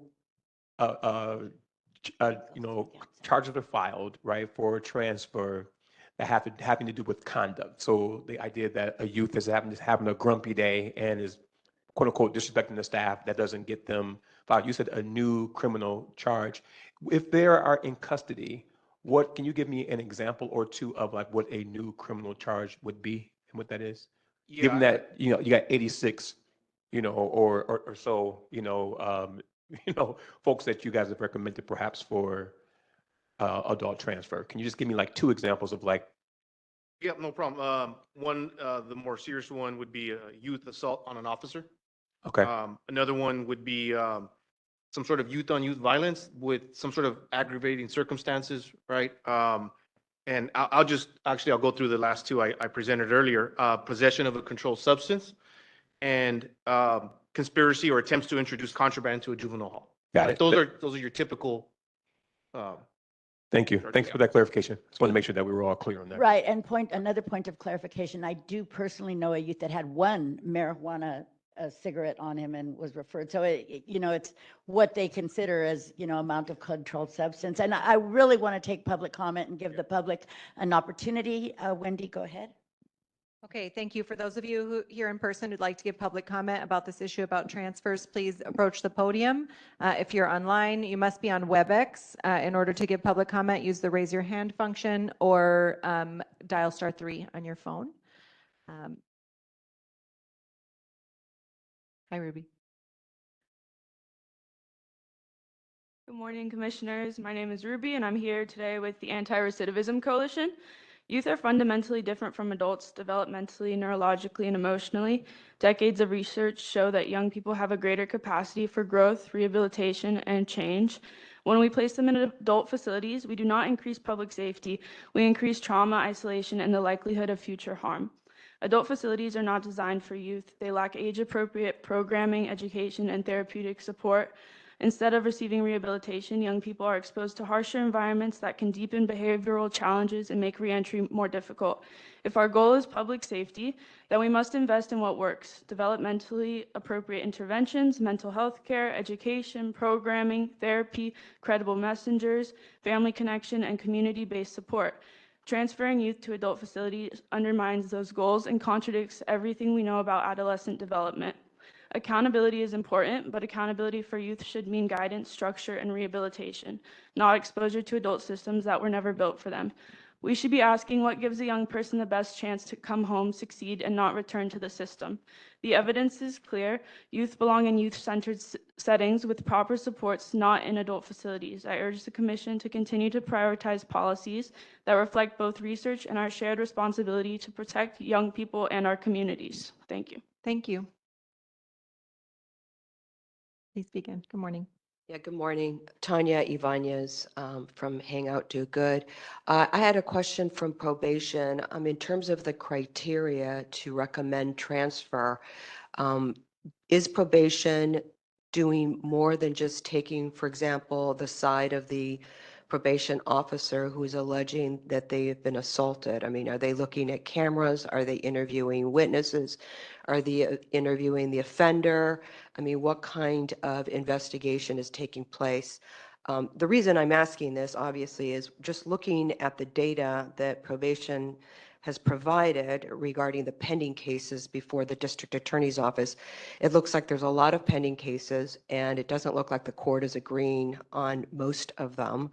In fact, it looks like the average is under 30%.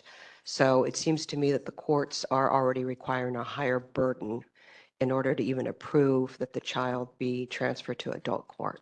Thank you. Thank you.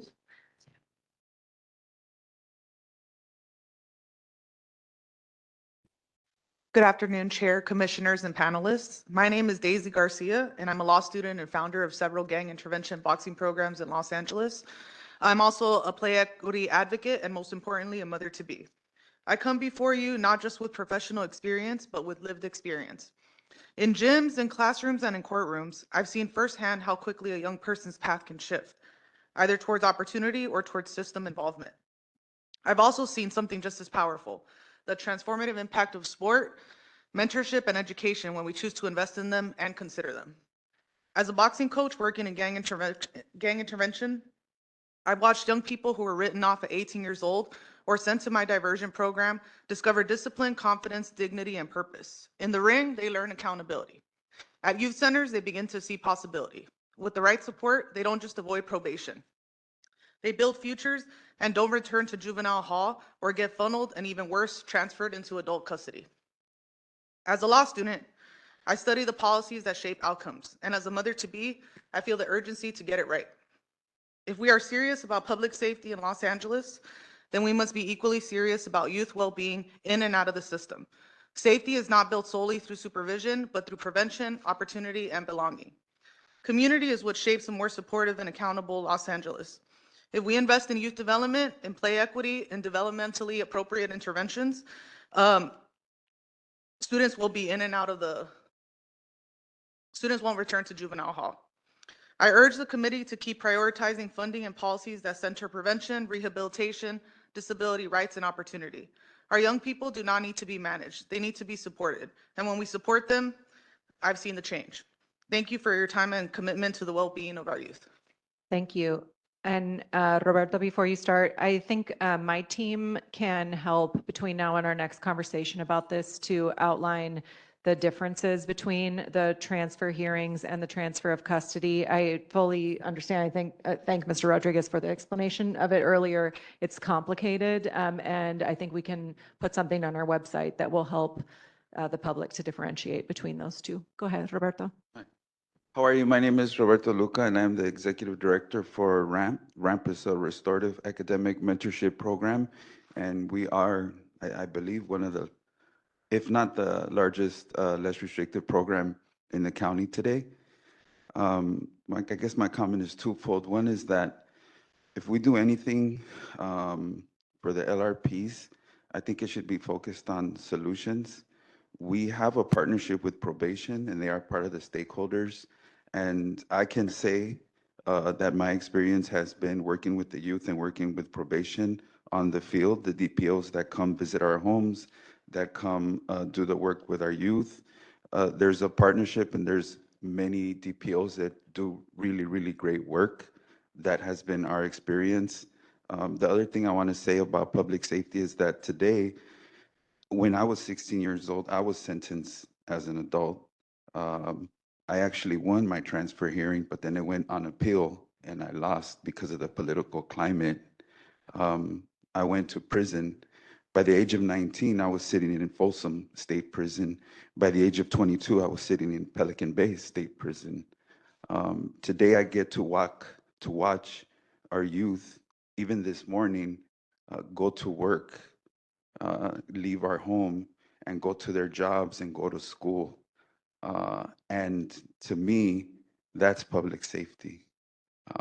So I just wanted to remind us that let's focus on what works and let's move together in that direction. So thank you.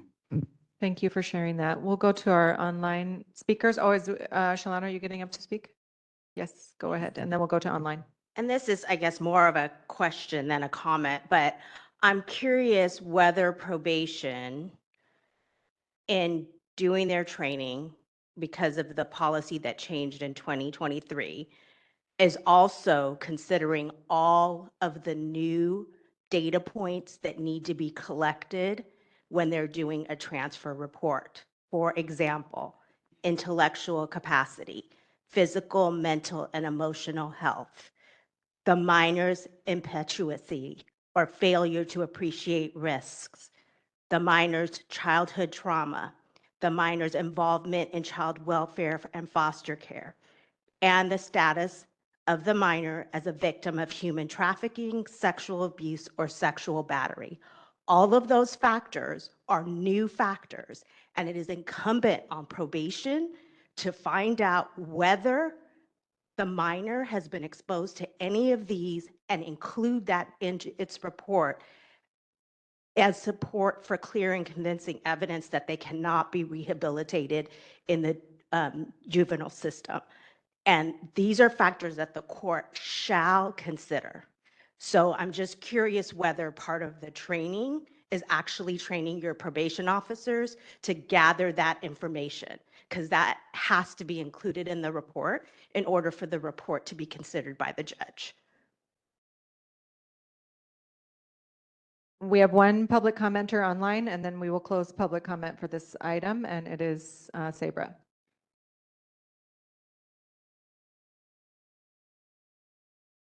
For the work you're doing. Can you hear me? You can, please proceed. I just wanted to say that our organization, Creative Acts, works across both LA County probation halls and camps and in the adult system in many CDCR prisons, including Valley State Prison, where many young people are transferred to. So we see them on both ends of the spectrum. We are also the first and sadly still the only program working in solitary confinement. Luckily, at Valley State Prison, we have a warden who understands that young people need different support and resources. And he saw that the young folks who were incarcerated there were experiencing huge problems with drug addiction and violence. And knowing our impact in juvie, he asked us to create a program specifically for them. What we've seen is deep cultural change for the young people in our arts and virtual reality civic engagement program. If we had the funding, we would expand to include all of the young people at Valley State Prison. So I think it's just very important to be able to have a vision that goes beyond probation halls and camps. And, you know, when we see what happens to them when they're in the adult system and how so many of them are, you know, turning to drugs and violence because they don't always have the resources they need, it speaks to why programs are so critical at this moment, especially, but always inside probation halls and camps, and that we need to expand that. Thank you. I really hope you consider and understand the vital importance of them. Thank you. That's the end of public comment. And I think maybe I'll ask Commissioner Mundo to work with me as well to create another document for our website that outlines those priorities. I think that would be very helpful. And with that, we'll move on. Yes, Commissioner Jackson, I believe you had another. Yeah, I just wanted to close the agenda item out with a bit of a comment. I really appreciate the substantive back and forth on this agenda item and the clarity that has come with all of the responses. I think we should take advantage of any opportunity to reiterate the importance of juvenile court retention and the benefits that come from that and the capacity for rehabilitation. I think we've done a really good job with that. I like to also offer myself as an example whenever we talk about young people facing transfer hearings. I too faced a hearing back in 2006, fought the case for almost 2 years, and relied on the relentless advocacy from my public defender at the time to keep me in the juvenile court. Ultimately, it saved my life. You know what I mean? And it wasn't just about the representation. It was also about the quality of the programs and the services. And anytime we are having this conversation, we should be refocusing our attention on how we could be better servicing the young people in probation's custody, because the turning point can really happen at any time. And we should be using those interactions, opportunities, all of those things to redirect whenever we can, whenever possible. So I just commend you guys for the work that you're doing for the young people. My attorney worked very, very hard, and he's actually very proud of me today. So thank you. Thank you so much, Commissioner Jackson, and I'm sure he is, as we all are. So with that, I want to thank the panelists for joining us on this agenda item. We will move to take a short break before we proceed to the next agenda item. And are there any objections? Okay, hearing none. We will resume at 11:21. Just a 5-minute break because all our panelists are here for the next agenda item. Thank you.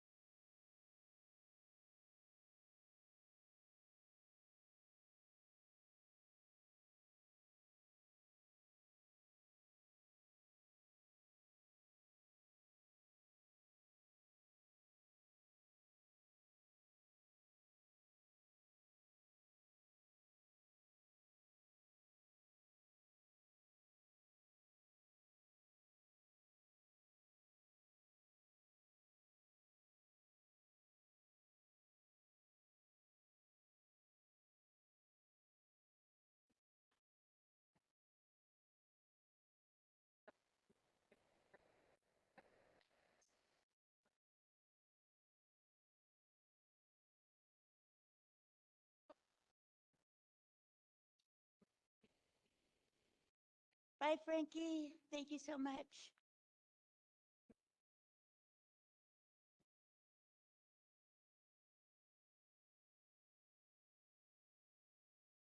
Are we ready? You want me to go over there?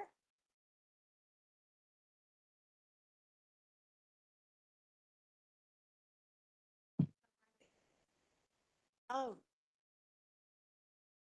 Then I'm gonna have to find you. Okay.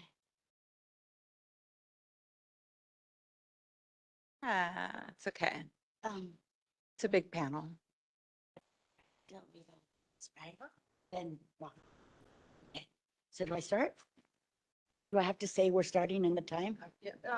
Okay. Okay, so we'll go ahead and get started now for agenda item number 5. Thank you all very much for being here and bringing the meeting back into order. For agenda item number 6, we will discuss and take possible action on steps the probation department has taken to prevent drugs from entering the detention facilities, provide harm reduction strategies, including Narcan and medically assisted treatment, MAPT, and provide education, programming, and support around substance use at all of the probation detention facilities. We have attached the board motion from November 26, 2024, and a summary of contraband found between November 2025 and December 2025. The probation department was asked to provide the updated policy and a report on practices on Narcan for officers, partner agencies, and community-based organizations providing services in the facilities. For facilities where Narcan isn't in place, what is the reason why, and what is the plan to remedy any issues? And then a report on the number of incidents related to suspected intoxication and how that number compares to previous years.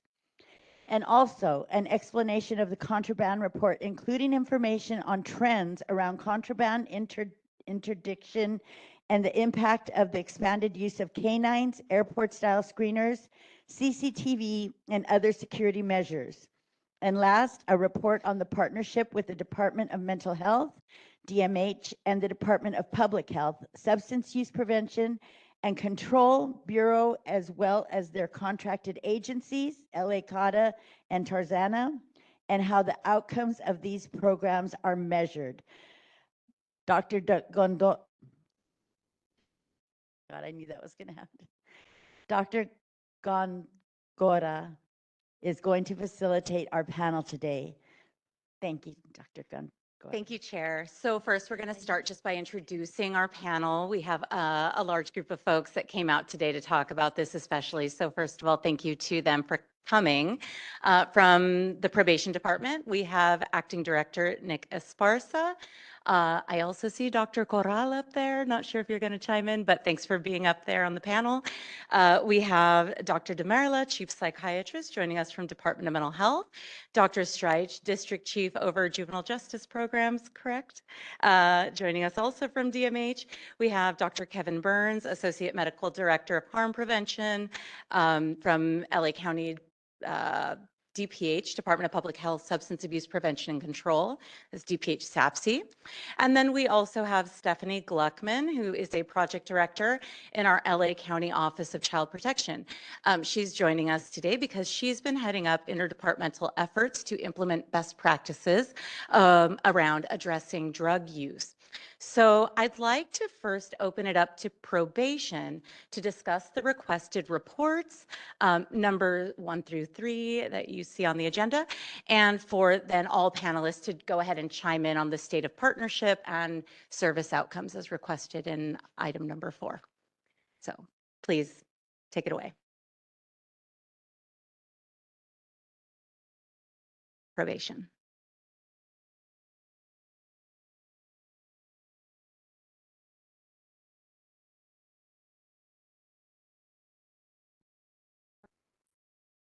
Hello, hello. Great. There we go. I'm here to provide a brief update on the department's efforts in providing access to Narcan for partner agency staff. As I understand it, the POC has received a copy of the draft Narcan policy. That policy is on the verge of being finalized. The one thing that we did was, in terms of the board motion back from November of 2024, we did not wait until the policy was finalized to provide our partner agency staff with access to Narcan. Since starting in March of last year, we began efforts to put the word out. And then from March up until June of 2025, we provided Narcan for all of the facilities. That includes the East Camps, CVK, that includes Los Padrinos and Barry J. Nidor for partner agency staff. Along with providing Narcan for partner agency staff, we purchased thousands of these Narcan holders that partner agency staff can check out for the day. The draft policy that was provided to the POC includes information on the steps that need to be taken by partner agency staff to access Narcan. Not to make it clear, partner agency staff, it's completely voluntary. They are not mandated to carry Narcan, but they have the ability to, and they have access to it at the facilities. Along with that, we also provide our ongoing PREA and partner agency training that takes place twice a month. And during this training, there's a slide dedicated to informing partner agency staff for the new incoming folks about their ability to carry Narcan while inside of our facilities. Along with that, we also included, in terms of our officer training, all of our officers, we redid the way that we provide training to our officers using a new block week format. And starting in August of last year, every officer, every sworn officer in the department is taking a 2-hour Narcan refresher course. It's a BSCC approved course on how to administer Narcan, how to look for signs of an opioid overdose. And I checked in with the Staff Training Center yesterday, and so far we are on track to have every officer retrained by May of this year. So other than that, I will pass it over to the rest of the panel.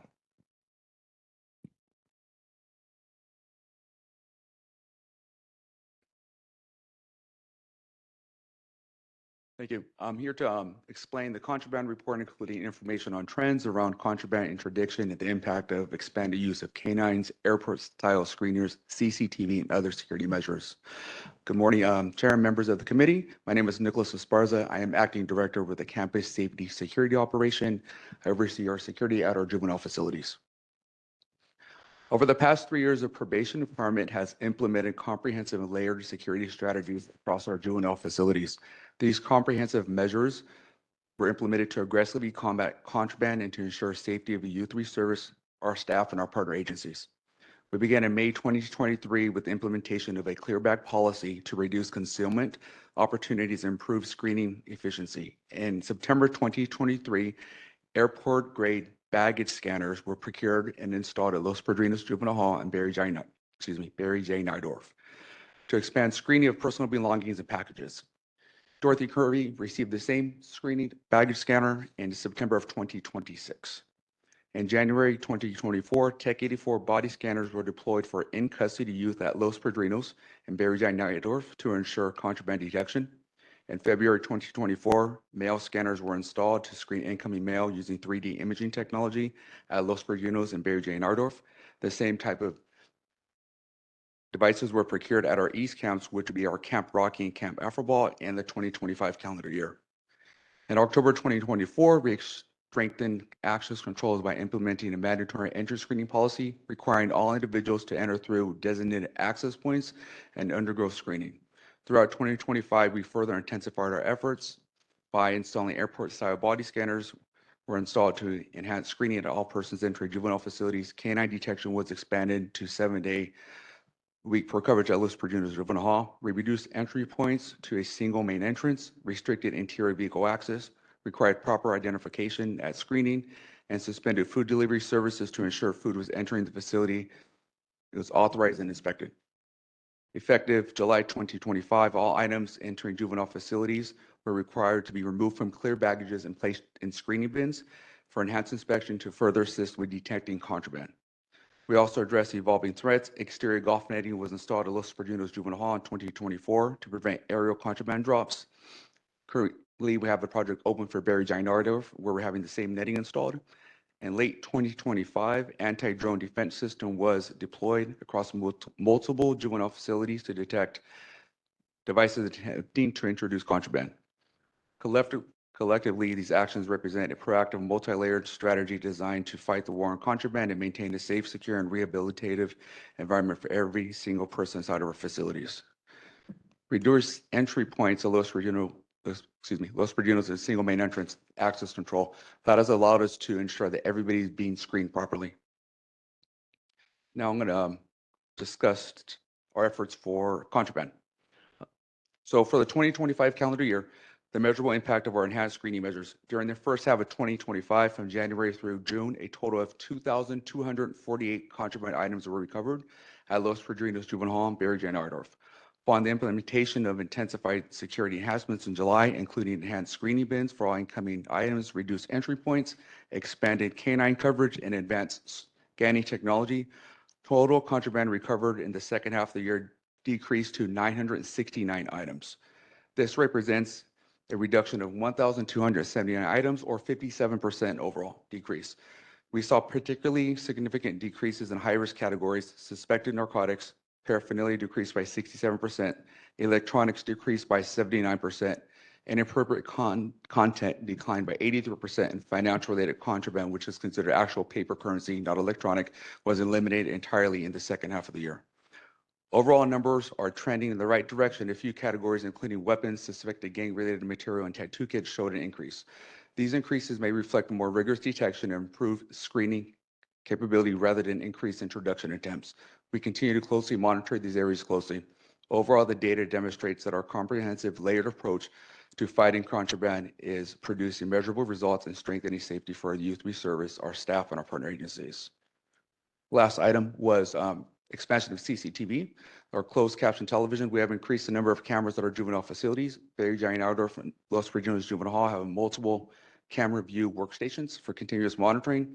Over the past few years, CCTV cameras have been upgraded and additional cameras have been installed at our juvenile facilities. This is including our camps. Additional securities are pending installation, specific to Los Perdinos Juvenile Hall. In the fourth quarter, we conducted a reassessment of our security and requested additional cameras be installed.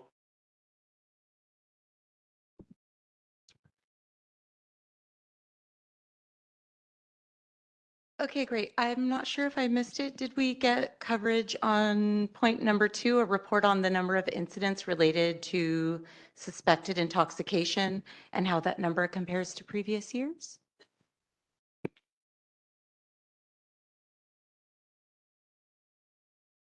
So regarding item number 2, report on number of incidents related to suspected intoxication, how that, reflects compares to previous years. That's not a current item that we tracked. In addition, JCHS, our health partners, would be able to answer that when youth are sent out for medical, that toxicology report needs to be provided. So some of the information is related to HIPAA, but JCHS would better be to determine if that report is requested. It's not a standard screening. Okay. And then can I ask for some follow-up for point 4, a report on the partnership with the Department of Mental Health and Department of Public Health, SAPC, as well as how it's going with their contracted agency. And then if we can hear from the departments about how outcomes are being measured.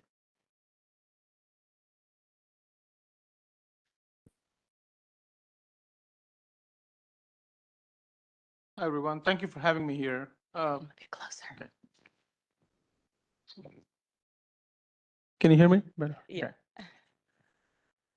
So I think overall, the number of intoxication situations have decreased. Once again, I don't have the exact number, like Mr. Esparza pointed out. Maybe the GCHS does have the numbers, but overall, I think there has been a proactive approach on the part of Department of Mental Health, and there has been an increase in collaboration between DMH and JCHS, DMH and probation with regard to being very watchful of contraband or youth appearing intoxicated and such. And there is definitely a low threshold to call the nursing or the pediatricians or the psychiatrists.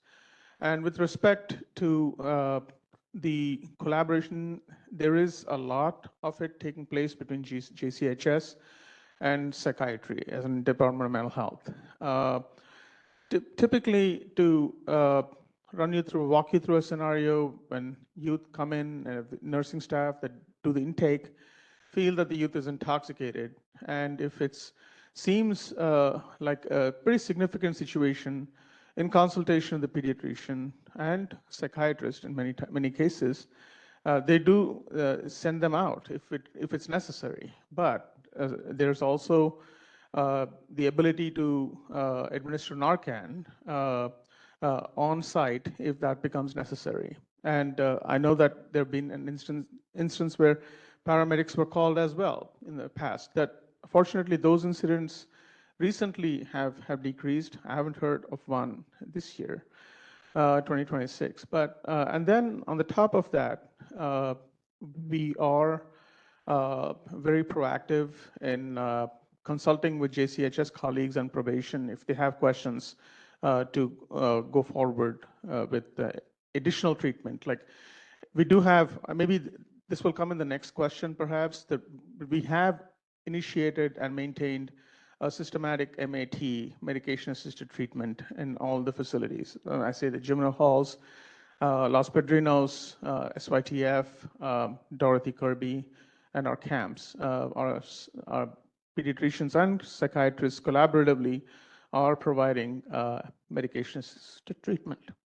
And I would like, if Dr. Streich has anything to offer. I don't know if you want us to go ahead and address the treatment questions at this point. Could you? Yep, feel free to share anything you would like to at this point for the commissioners to know and understand about what partnership is looking like within the facilities and any other pertinent information about substance use treatment. Yeah, I think I would just start off by saying that from the Department of Mental Health's perspective, especially from our clinicians and psychiatrists, but we really are looking at, when we look at this, we look at what we call a co-occurring disorder. Substance use is a part of it, but often it's interwoven with the person's mental health issues. And so we, for quite some time from the Department of Mental Health, at least the last 15 years, we treat a large percentage of the population. We work closely with each individual youth to determine kind of what their risks and needs are, in collaboration with them in the development of an overarching treatment plan, which is addressing all aspects of the whole person, is how we look at it. So, and we do have substance abuse counselors in many of the facilities.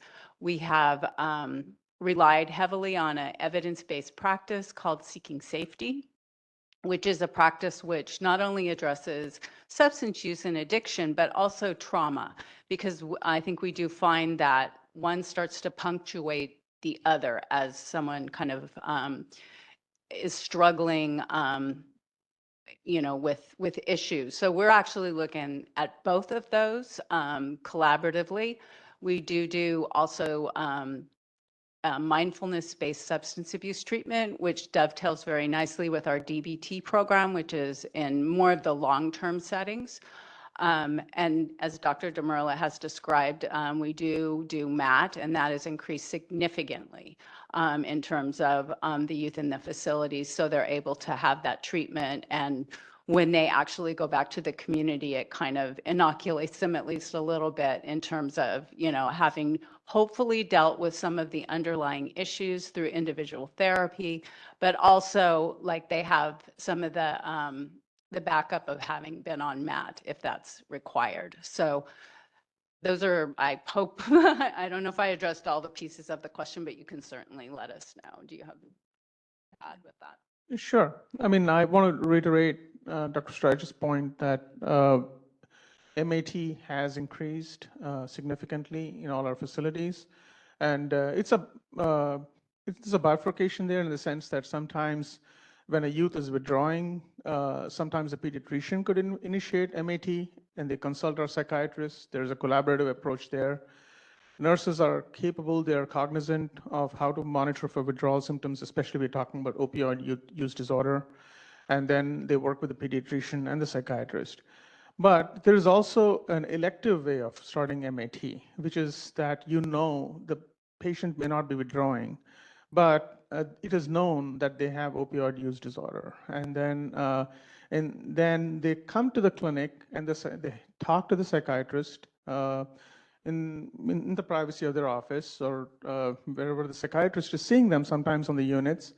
And they're able to have a conversation privately and let the psychiatrist know that this is what's been going on. And there is actually a discussion about MAT, about the risks, the benefits, the alternatives. And on a case-by-case basis, psychiatrists do offer and initiate MAT. I think recent changes in law, especially the one that Governor Newsom signed, I think in 2023, where 16 and above, youth are able to consent to buprenorphine on their own with or without parental consent or court consent. That actually has helped. And there is more cognizance. I wouldn't say it's ideal, but it's definitely increased cognizance among youth that opioid use disorder is a disease and they can get treatment for it and can get help for it. And I also think the Narcan education piece, that part also has increased. So, among staff. Dr. Burns, do you want to turn? Yes, hi. Good morning, Kevin Burns. I'm a family medicine, addiction medicine, and public health doctor with the Department of Public Health Bureau of Substance Abuse Prevention and Control. We oversee an extensive network in Los Angeles County of treatment providers for substance use treatment, including 3 contracted providers in the juvenile facilities. So our contracted providers are in all juvenile facilities, and they provide SUD treatment services, post-release linkages, and early intervention. Additionally, in Los Padrinos, the client engagement and navigation services so that there is screening available for those individuals. And then in terms of the coordination, we coordinate and check in with our contractor providers, also with interagency meetings on a regular basis. They're hubbed around each of the juvenile facilities. We work closely with DMH colleagues and with the Juvenile Court Health Services in terms of how services are being coordinated. And as was referenced earlier, within the past 2 to 3 years, there have been state law changes that have continued to encourage and even mandate access to naloxone, also called Narcan, so the reversal agent that needs to be given when an individual has overdosed. And then additionally, the medication-assisted treatment, which includes buprenorphine for opioid use disorder. So that is a few of our updates from SAPC. Thanks so much. And so we've heard from our panelists who are over the departments doing the work. So I'd like to give our colleague at Office of Child Protection, Stephanie Gluckman, a moment to talk about where our county is headed in terms of treating drug use. Hi, everyone. I'm Stephanie Gluckman. I come from the Office of Child Protection. We are a strategic hub for advancing child and family well-being. We align systems and support upstream prevention and advanced policy and systems change. So I have a little bit of a different view on this. It's more sort of the prevention treatment, but overview of how we're working as a county cross-departmentally to support these youth. And a few years ago, we reached out with DCFS and DMH and DPH and who am I forgetting? DBH SAPC and OCP reached out for a grant from the state to work on what we called the youth opioid response. And we got $500,000 to strengthen training, screening, outreach, and treatment, incorporate youth voice, and institutionalize, an interagency service approach. So as you can hear, initially, there was no probation in that partnership. We did reach out to probation for this, but they weren't involved at the time. We have now been working for about 3 years. We've done some great things, which I will tell you about.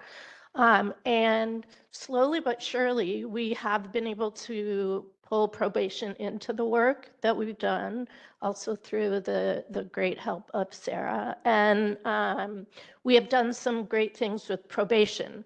Unfortunately, the people who have been working with us in probation have come in and out. So it's been a little bit hard to develop long-term relationships, but the ones who have come in have done some stupendous work, which I'll tell you about. So I'll sort of go over that first, and then I want to just quickly comment on some of the things that my colleagues have said. So really the interdepartmental collaboration that we've been working on is to increase the number of system-involved youth, first and foremost, that had access to MAT, to medication-assisted treatment, because that was the piece that was really missing the most. And as my colleagues say, work to see addiction as a disease and not punishment for bad behavior. We hold bi-weekly cross-departmental work group meetings at which we talk about all the topics that you're going to hear about today. We hold monthly cross-departmental office hours, which Dr. Demerla took over leading a little while ago. Initially, it was SAPC, but at those, we talk specifically about cases in youth and can work, like DPH SAPC can talk to DMH, can talk to DCFS, can talk to probation, to work to cross-departmentally to help the overall system goals and the individual youth. We have clarified and enlarged referral pathways. We've updated policies and expected practices. We engaged youth in this work to respond to policies and create videos about prevention, and we've strengthened data collection. So we have eventually got probation involved, and we've done some great things with probation as well. Let's see, we provide, I talked about the regular access to substance use experts and clinics for information and guidance through office hours and training. We developed new SUD and MAT curricula for probation youth and their caregivers. At one point, we were working with Lisa Campbell Moten, and we had the opportunity to place a wellness kiosk with harm reduction supplies at LP, and it has now become one of the top 15 of 70 in terms of utilization of kiosks that have harm reduction items in them. We included 10 probation youth in a DMH youth engagement project, resulting in the SUD video entitled Cope Safely. We worked a little while ago with Dr. Hunter to prompt DMH to create a loopback between LP and La Cata to share referral lists. We are currently working with probation to update their SUD policy. We heard a little bit about the Narcan policy, but Narcan is only one piece of a much bigger policy. And one of the things our group has worked on, DCFS, DPH, DMH, is all updating our policy. So we are currently working with probation on that. So those are the types of things we're working on, and we really hope to get probation's involvement more and more consistently. And then just to raise a couple of questions about what I heard initially. We heard about access to Narcan from Jesus, and I heard about provider access. I did not hear about youth access, and that's something that is of great concern. Youth are the ones there in the moment. So that's a question. That's a question that I have. Another thing we heard from DMH about treatment, and I hear a lot that there is no space to do private treatment for the youth. So those are just a few of the things that I'd like to raise. And finally, it is true that there is increasing MAP prescription throughout the county and at the camps and halls. However, still a lot of physicians that aren't specialists, that aren't substance use specialists, are not comfortable yet prescribing MAT, and there needs to be a whole lot more training and culture change around this. So I'll end there. So thank you to our panelists. I want to open it up to commissioners to go ahead and ask questions and follow up. I'll go. Thanks, panelists, for your presentations. My question is, based on your expertise, anyone can answer. Are you guys able to offer us any insight into how youth dependence on those substances have changed over time? Like, what's the evolution look like? And do you guys have any specific health outcomes to highlight, case studies, health outcomes to highlight, so we understand how the interventions are working? I'll try to take a stab on that. I think definitely there has been a surge in the Métis prescriptions in all the juvenile facilities. We don't have any systematic numbers, but that's the effort to have that as well.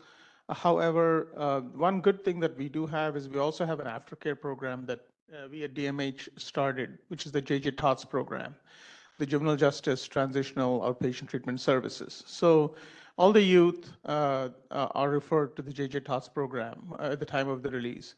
And we pay special attention to those that are taking MAT medications as well as psychotropic medications to ensure that they're linked. And this TOTS program was co-founded by me and Dr. Streich in 2017 as a pilot, which we've expanded to all the facilities.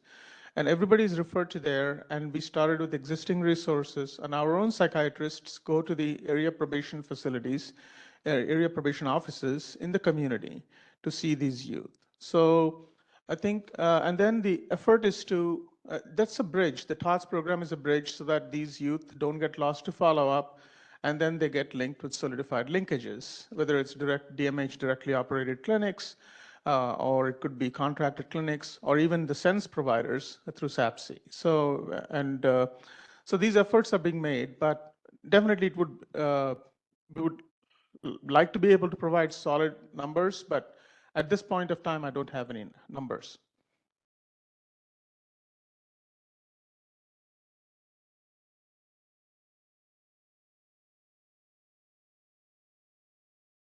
Yeah, in terms of the profile, we do see a lot of cannabis, without a doubt. The number of opioid use disorder cases have significantly increased. Like in the, I would say, pandemic onwards, actually even before the pandemic, we noticed that the use of, say, fentanyl or even any other, all the other substances too related to opioids have steadily increased. And then other substances like crystal meth, and they tend to be, this still tend to be there, prevalent. So I think our psychiatrists definitely address that as co-occurring disorders, and then we work collaboratively with SAPSI as well, who now has a footprint in all the juvenile justice facilities. So Yeah, thank you for that. I'm wondering if the doctors, the psychiatrists that prescribe medication to youth who are aware of some of those underlying co-occurring condition, if your understanding of the surge in the trend, if it informs their prescribing practices, because oftentimes they'll alternate or they'll sort of then start to rely on the prescription that whatever the doctor is giving them to substitute the addiction.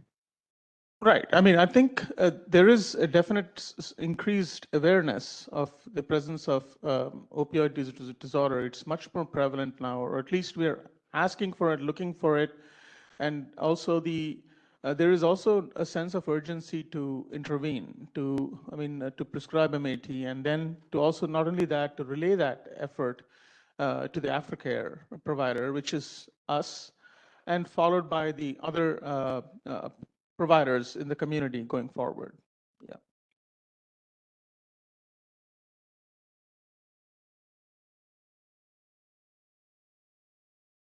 I'll just add that the fundamentals of screening, early intervention. So if someone does not have a substance use disorder, we want to engage them to try to prevent that from developing. But then also, as was pointed out, we do have an increase in certain areas of substance use disorders, and being able to provide the fundamentals of care and treatment for those disorders. That has continued to improve in terms of making sure when there are medications that would make a difference, like buprenorphine, that medication is available to the client, and that medication is then carried through post-release, as the recommendation would be to continue that medication. With all of the kind of recent changes in the populations at each of the facilities, how do you all tailor services to the specific young people who are there? How do you make sure services aren't duplicated? Just kind of, if you could provide any concrete examples, and then what's your North Star for effectiveness? Like how does the department monitor, is what we're doing working? Where do we need to pivot? That sort of thing. I think the fact that throughout the county and also in the juvenile justice system, the number of prescriptions of MAT is increasing is one way to see that there is more treatment available. And alluding to what Dr. Streich said, we definitely customize and we individualize these treatment plans. Each individual, it's not like a cookie cutter approach. I mean, we take into consideration individual factors. I mean, many of them are high risk, high need youth, and they require not just MAT, but they also need individual therapy for their psychiatric illness. On the top of that, they do get things like seeking safety in some of our facilities. And in some, like in the long-term facilities, we also have a more systematized substance use treatment based on motivational interviewing as well as a cognitive behavior therapy approach, especially in the camps and Dorothy Kirby. And the mindfulness-based treatment, which Dr. Streich again covered, that dovetails well with the adapted DBT. Those are in the long-term facilities. In the short-term facilities too, I think there is, you talked about the duplicative approach. In some instances, I think that redundancy is a good thing. For example, if say, to give you a concrete example, say there may be an individual and say hypothetically 14, 15 years old who's already has been abusing, say, opioids. And they are seeing a DMH clinician, and they're getting individual therapy for their, say, their mental illness. And they're also being counseled as a co-occurring disorder with respect to the opioid use disorder. And they're also seeing a psychiatrist where they're receiving, say, an antidepressant medication and MAT, buprenorphine, to quote Dr. Burns. On the same token, because now SAPSI has a footprint in the juvenile justice facilities, many of these youth are also seen by SAPC, and SAPC addresses the substance use disorder. We address the same, except that we address it as a co-occurring disorder, as DMH, because and then our ability to refer them to the aftercare program, which I talked about, where we also have clinicians and psychiatrists working together. And plus an additional resource would be the SENS that is available through. So I think having, even if the approach is duplicative, sometimes that, like I've heard for example, in airplanes or whatever, there's certain redundancies that are present which actually work to the benefit of an individual. So I think more the reiteration and the more the message that we're able to convey in a emphatic way, the better probably the outcomes could be, potentially. Yes, Commissioner. Is there a scenario in which fewer prescriptions is like a positive indicator of treatment? If so, can you talk more about that, like alternatives to prescribing medication? Of course. I mean, once again, MAT is not for in every case. I mean, it's an individualized approach. There are some cases where the opioid use may have been more rampant, and it could be, in some instances, potentially life-threatening, and especially if they came in intoxicated, and we get the history that they have been using these opioids on a more regular basis. Where it could be, it needs to be, the conversation needs to be had between the psychiatrist or the provider and the patient. And then these days, at least for buprenorphine-containing medications, 16 and above, they're able to consent with or without parental or court consent. Having said that, there are also individuals who are hesitant. I mean, youth that are not willing to get on MAT, and we have to be respectful of their wishes. There is no coercion or force or whatsoever, but definitely there is a place for individualized education, and we have to kind of provide them with the details and information as to how this could be could impact their life, and have them also in a therapeutic manner, though, not just like lecturing them, but more in the therapy format, in an empathic manner. So I think that is key. And some patients have turned around and have initially they have refused, but then they saw some sense in what the therapist was saying or the psychiatrist was saying, and they have come back to ask for MAT and to stay in treatment. Thank you for that. I believe there was Tyreek, you had Commissioner Shipp, you have a comment? Yeah, this is more to the probation department. I don't want to put this on you both because you haven't been here, but for the last year, we've been hearing that we get a Narcan policy. We're waiting for a Narcan policy. So can I ask, where is the policy? Is there a policy? When will we receive the policy? Just to be clear, we have not received the draft of the policy. Okay, no, it was my understanding that a draft had been forwarded. But the policy is complete. It does exist in draft form.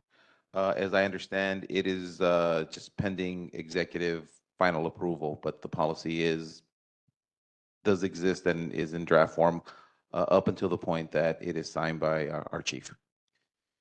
Because the reason that matters is, so once the Board of Supervisors passed all these motions and they did their part, right? Prior to that, we seen the death of Brian Diaz, right?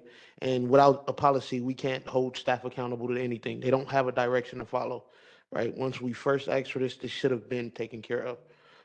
But at this point, this is something that needs to happen so staff can have something to follow, youth can have something to follow, and we can hold staff accountable if we do have another situation.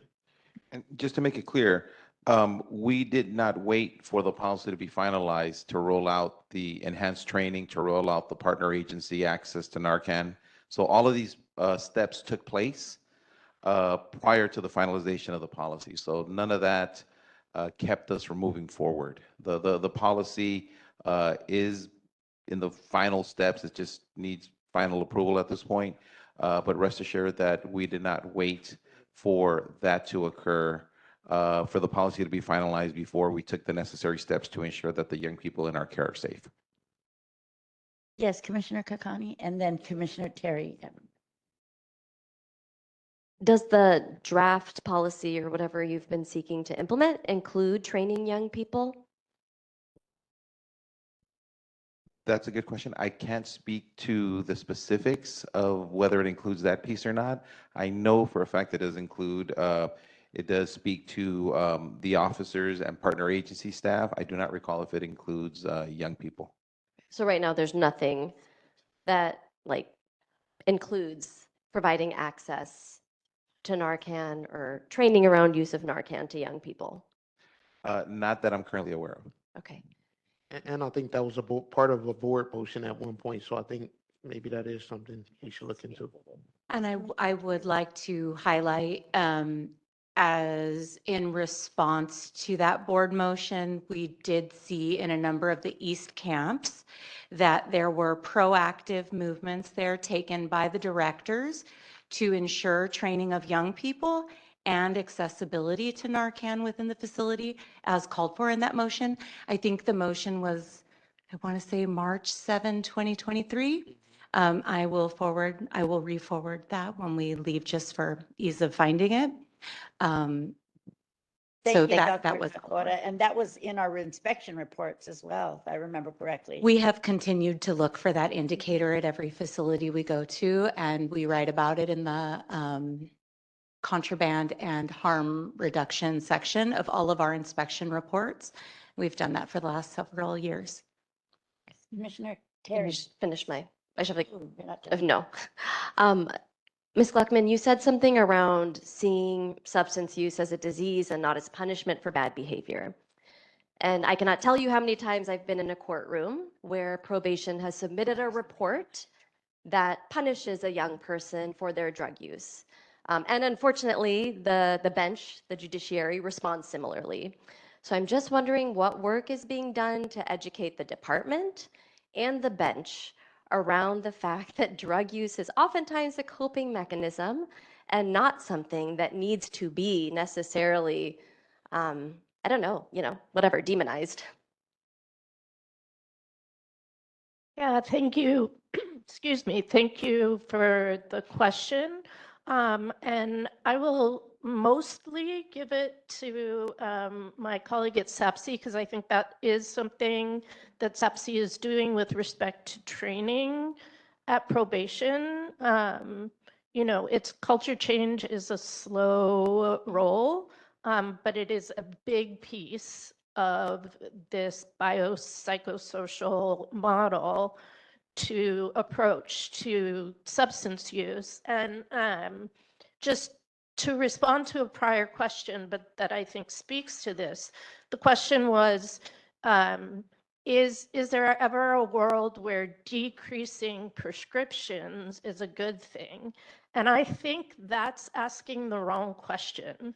I think the question is there a world where decreasing substance use disorder is a good thing? Because the evidence-based treatment for this disease are these medications. So we're not looking for, though we do desperately want data that we're not seeing and, screenings and all sorts of things. We need to be focusing on the disease as well as the treatment. But in terms of training for probation, and I love that you brought up the courts, and that's a new thing I'll put in my head and into our work group, because I would love to go train the courts on this. Yeah, I'll comment on a couple of the topics that have been brought up. One about the duplicative services or how we coordinate. I want to just affirm what Dr. DeMarla mentioned, and that the same challenge for the clients in juvenile settings are the same challenges we face in any setting. You have someone with a co-occurring disorder, they need high quality primary care, they need high quality psychiatric care, and they need high quality substance use treatment care. And that overlapping Venn diagram, sometimes there will be beneficial overlaps of two providers approaching the problem from their perspective, but ultimately the team needs to come together to have an individualized treatment plan. So the coordination that's happening now that we have contracted providers on site working closely with DMH, I think is an additive benefit for hopefully for improving health outcomes. In terms of medication, we want medication only for those people that it would be a healthy option and indicated for and that they want. And as was indicated, youth have a discussion with the provider. Is that right for them? And of course, the provider would make sure that they have the diagnosis. And I just want to emphasize that buprenorphine is one of the most life-saving medications we have across the board in all fields. We continue to be impacted by the unbelievable, terrible increase in opioid overdose deaths over the past 20 years, and it has surged. And one of the reasons that we saw one of the first significant declines in 2025 was because, or 2024, was because of the access to buprenorphine and other medications for opioid use disorder. So, but it is a individualized decision that needs to be tailored to the client to help them with what they think is their next best step. And then in terms of the court system, SAPC does advocate for treatment-based responses to substance use. And so everything from, we have multiple different programs and campaigns that look at improving the understanding in our community that we will see better health outcomes with a treatment-based approach.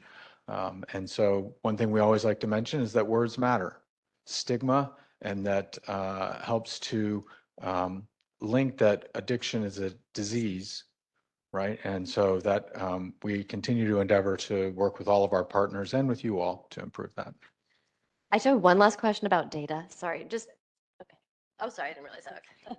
Just a quick question. How are families engaged in this process? And then is there an aftercare plan for every young person, including those who go to step-down facilities, around continued treatment, like in the community? Like, is there that support network for every young person as they're leaving? Yes, that is correct. We have expanded the JJ TOTS program for all the facilities.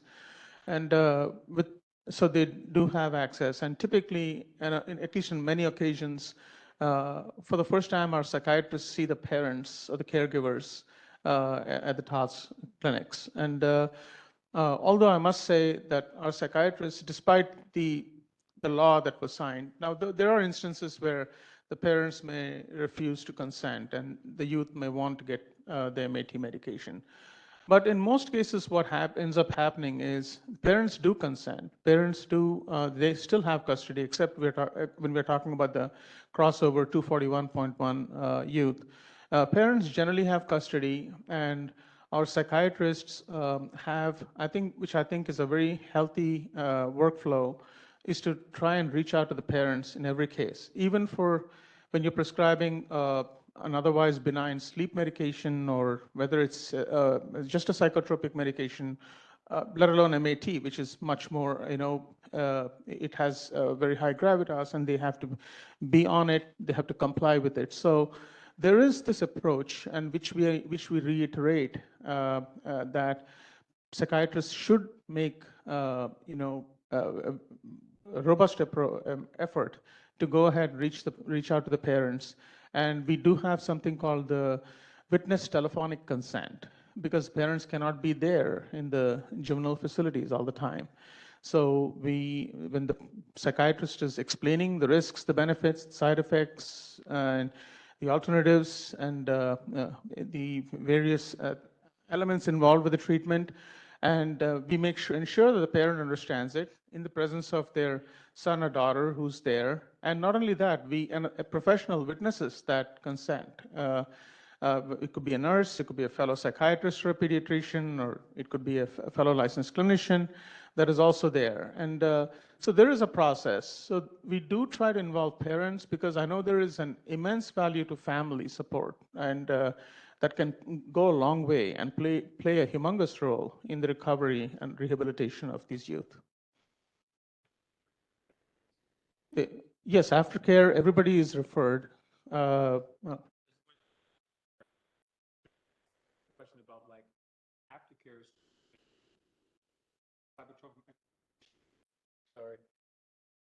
When there's a youth who is under care of one of your clinicians and they are transferring to a less restrictive placement, what is the communication between the clinicians they see inside and the community-based placement that they're going to be living at? What is that communication like, is what Commissioner Terry is asking.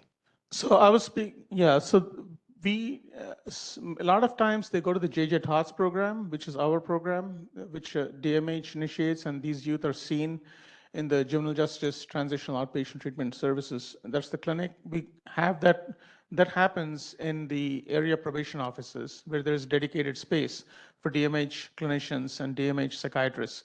And a lot of times psychiatrists, when each time the parent is there, the psychiatrists also have a conversation with the parent. There is communication afterwards too. Maybe I didn't miss that. I'm sorry, I don't mean to belabor the point. I just want to we're not talking about the parents in this case. We're talking about youth that are still in custody, who are not yet off of probation, right? Who step down from a facility like Barry J. Nydorf into a community-based placement like RAMP, for example. What does aftercare look like for a youth who is stepping into community to make sure there's continuity of care, But no longer in the but no longer facility. inside the Right. facility, but still very much under supervision of the courts and probation? Yes, if you could just give clarification on that specific movement. When they go to a placement, in many cases, especially when if it's like a DCFS placement, there is a communication. I have myself spoken with the psychiatrist on numerous occasions, not in the facility, but outside the facility, to let them know what medications they're on. And on the top of that, there is also a discharge note that JCHS and DMH provide to let them know what medications they're going on and what the care plan is. So, and then there is also release medications that the youth gets. So when they go to a placement, typically, I think the receiving staff there is communication between us here inside the facility and the receiving facility. But Thank you for that answer. It does seem like there is a disconnect there, and so maybe that is something that we can bring up when we put on the agenda or have the special meeting or town hall this month. I think that's something that definitely needs to go on there with the LRPs. Thank you so much. We do have public comment, but I know Commissioner Jackson, you kept raising your hand to use. My question was actually answered. Okay, thank you so much. So I will pass it over to Wendy now, as we do have our other panelists here, so. Thank you. If you'd like to give public comment in the room, please come up to the podium or use the raise your hand function or dial *3 on your phone. I will just take this opportunity to thank Dr. Gongora for what cannot be described as anything other than relentless advocacy on this issue. I am very proud of the Probation Oversight Commission and their continued focus on this. And it's a place where I think we have seen some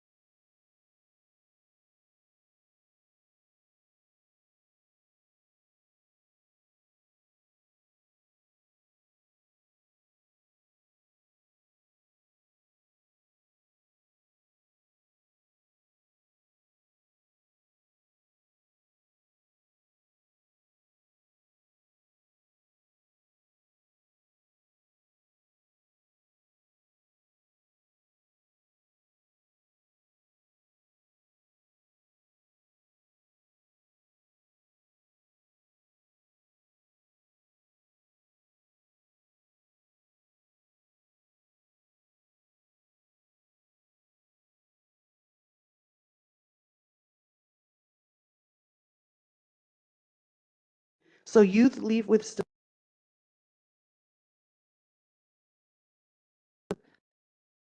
Okay, Tanya, welcome. Yeah, thank you. Tanya Ibanez, again from Hang Out Do Good. I have a question. I for think prob- the audio. Is it not working? Oh, there it is. It is. I have a question for probation. On the chart on contraband found in November and December, it shows that 50 pills were seized. And I'm just wondering, was that one incident of 50 pills, or was it 50 times pills were seized? And then there's also notations under other, and I was just wondering whether you could provide us with some insight on what other contraband means from the chart. Thank you. Thank you, Tanya. Chair Canales has asked if you could maybe answer that question. That is actually part of the reason we asked the agenda item the way we did, is that it's hard to read the contraband report because it counts one pill as one item in the same way it would count one photograph as one item or one charging cord as one item. So if perhaps you could give a little more insight into the other and the 50 pills versus 50 incidents. Yes, correct, ma'am. It's 57 individual pills and not 57 incidents. So we are working on revamping the way that the data is reported to the POC to make it clear, and we're going to provide a key with examples. So when someone's able to review the data, something, for example, as far as weapons, we'll have a definition. Any item with sharp and pointy edge or solid that may be used to cause injury. And then we'll provide examples as far as a shank, shiv, sharpened comb, sharpened toothbrush, razor blade, scissors. So that's something that we currently have in draft that's pending our chief deputy and our deputy director approval. Thank you. And I should have said this at the beginning, but Deputy Chief Arcos would definitely have liked to be here, but he's presenting at a conflicting meeting that we scheduled our meeting on top of. So thank you for that question. And online, I believe we have commenters. Let's see here. We're going to go first. Oh,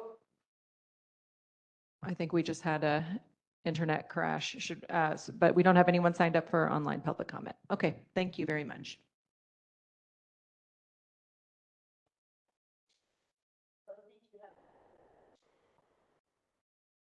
It sounds like you guys are changing the way that you're going to report some of the contraband data to us. Is there any plan to sort of specify whether you've confiscated opiates or opioids versus like medication that's been chiefed at the medical module or at the nurse clinic or something like that? I think there's a strong difference between the two.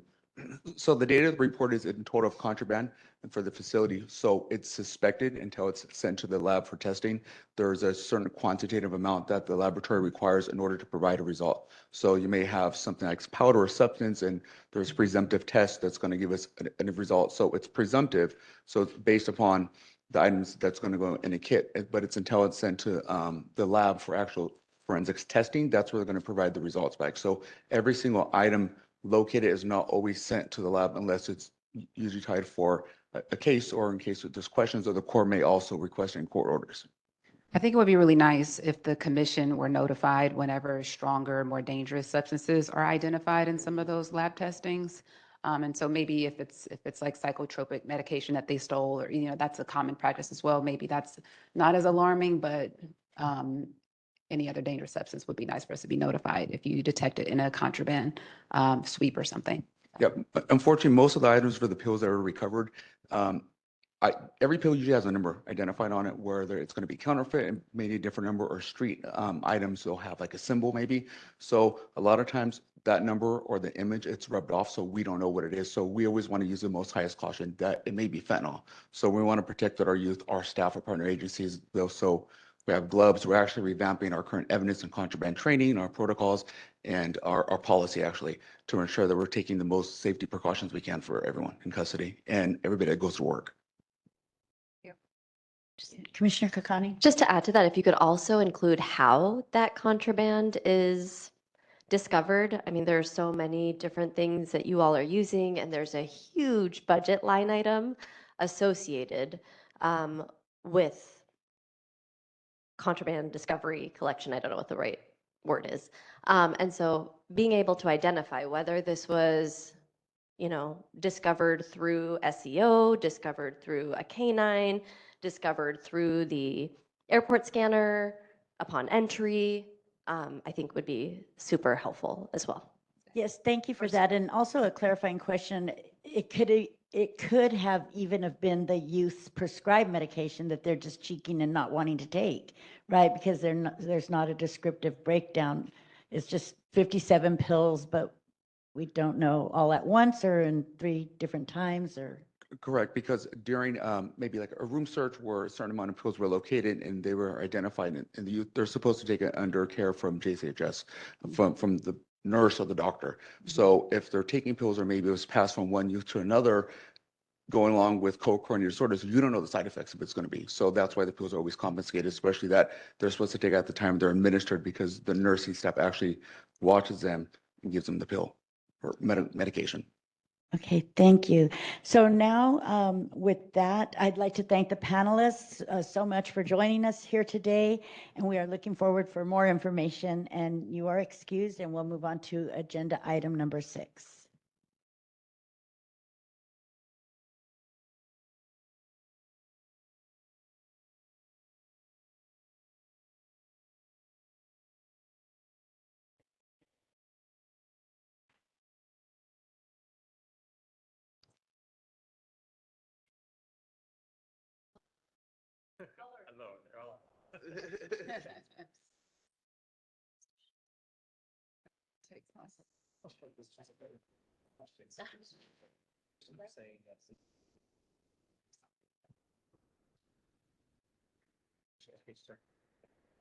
So do we, litigate that part? What's the point?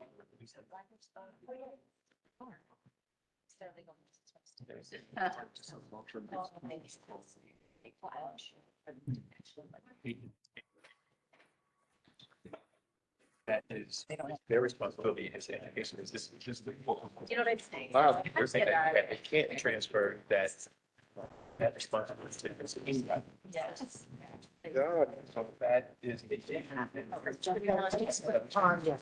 That person. Yeah. Not with us, but let's just.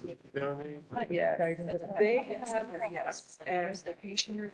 That's what I'm using. Yeah, that's what I'm thinking. Like, what is the thing? Yes. Like, POC team, are we able to pull up the PowerPoint? It's loading.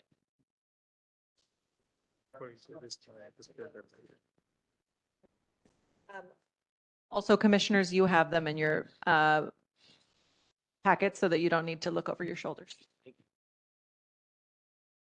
Okay, thank you so much. So for agenda item number 6, we will discuss and take possible action on reports from the Los Angeles County Office of Education, LACO, on the 2 recent board motions on reducing suspensions and providing post-secondary education services in juvenile courts, schools inside probation's detention facility. And Dr. Perez.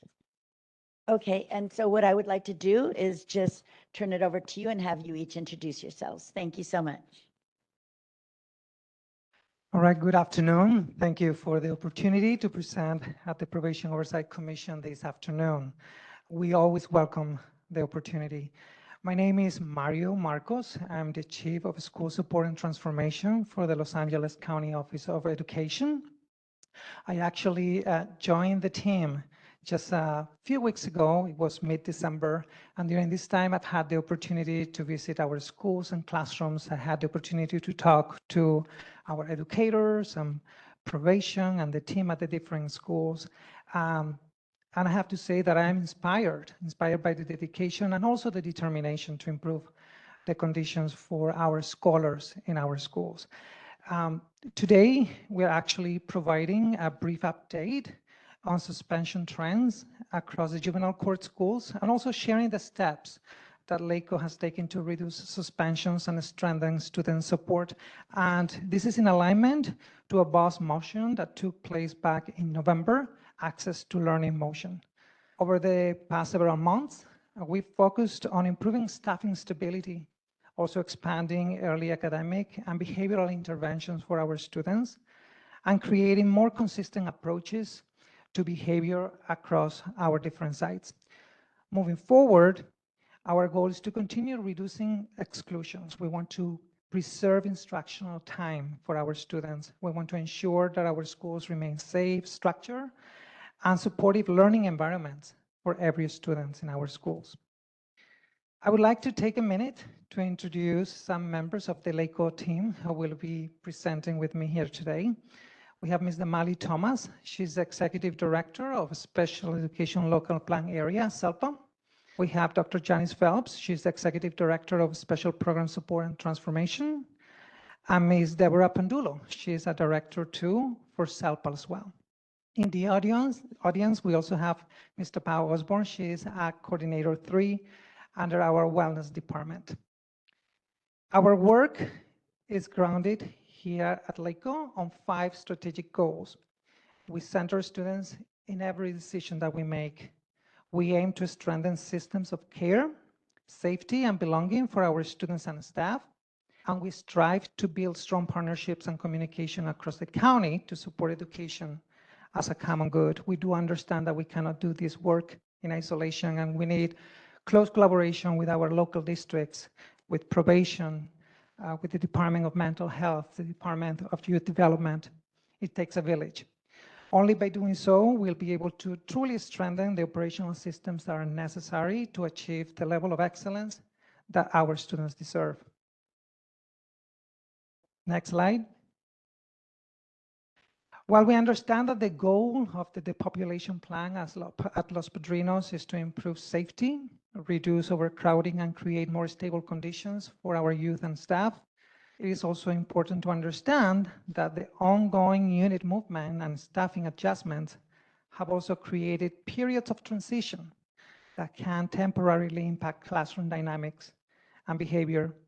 As the process continues, maintaining instructional continuity and closely monitoring behavioral trends remain key areas to focus to ensure long-term positive outcomes. Next, I'm going to have Ms. Damali Thomas continue with the presentation.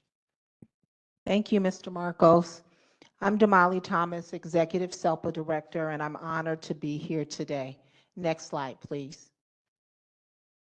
As you can see from this slide, as of December 12th, 2025, our Fall 1 unduplicated enrollment data indicates that 47%, nearly half of all of our students in our JCS programs are students with disabilities. Next slide, please. This slide presents cumulative suspension data from July through December across all sites.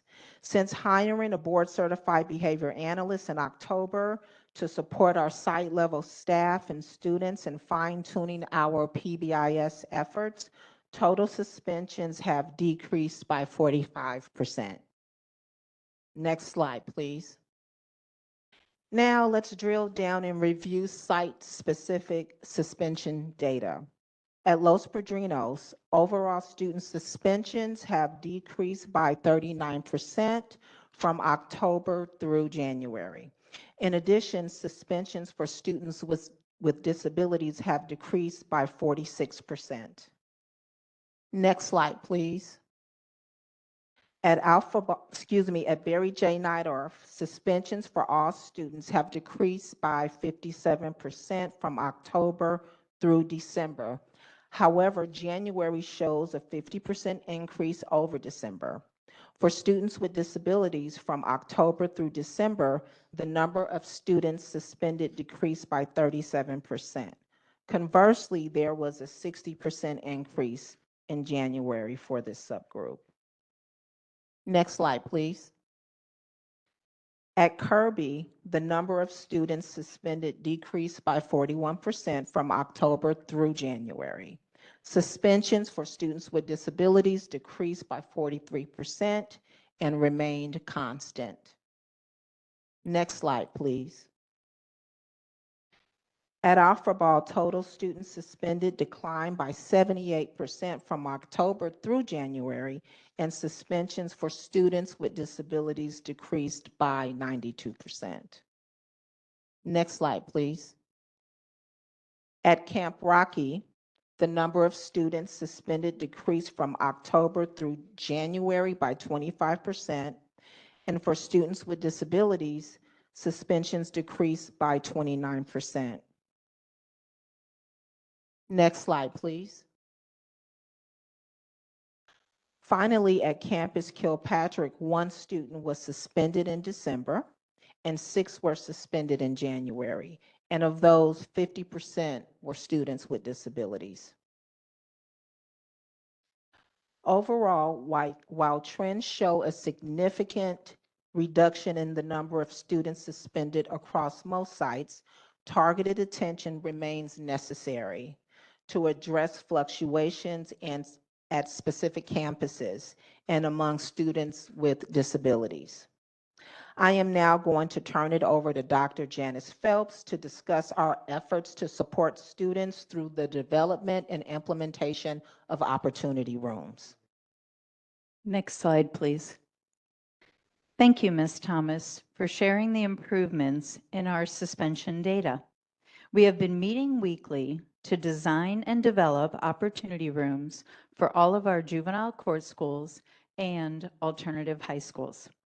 Our main task was to develop a standard definition of an opportunity room with all stakeholders so that there would be a common understanding and implementation.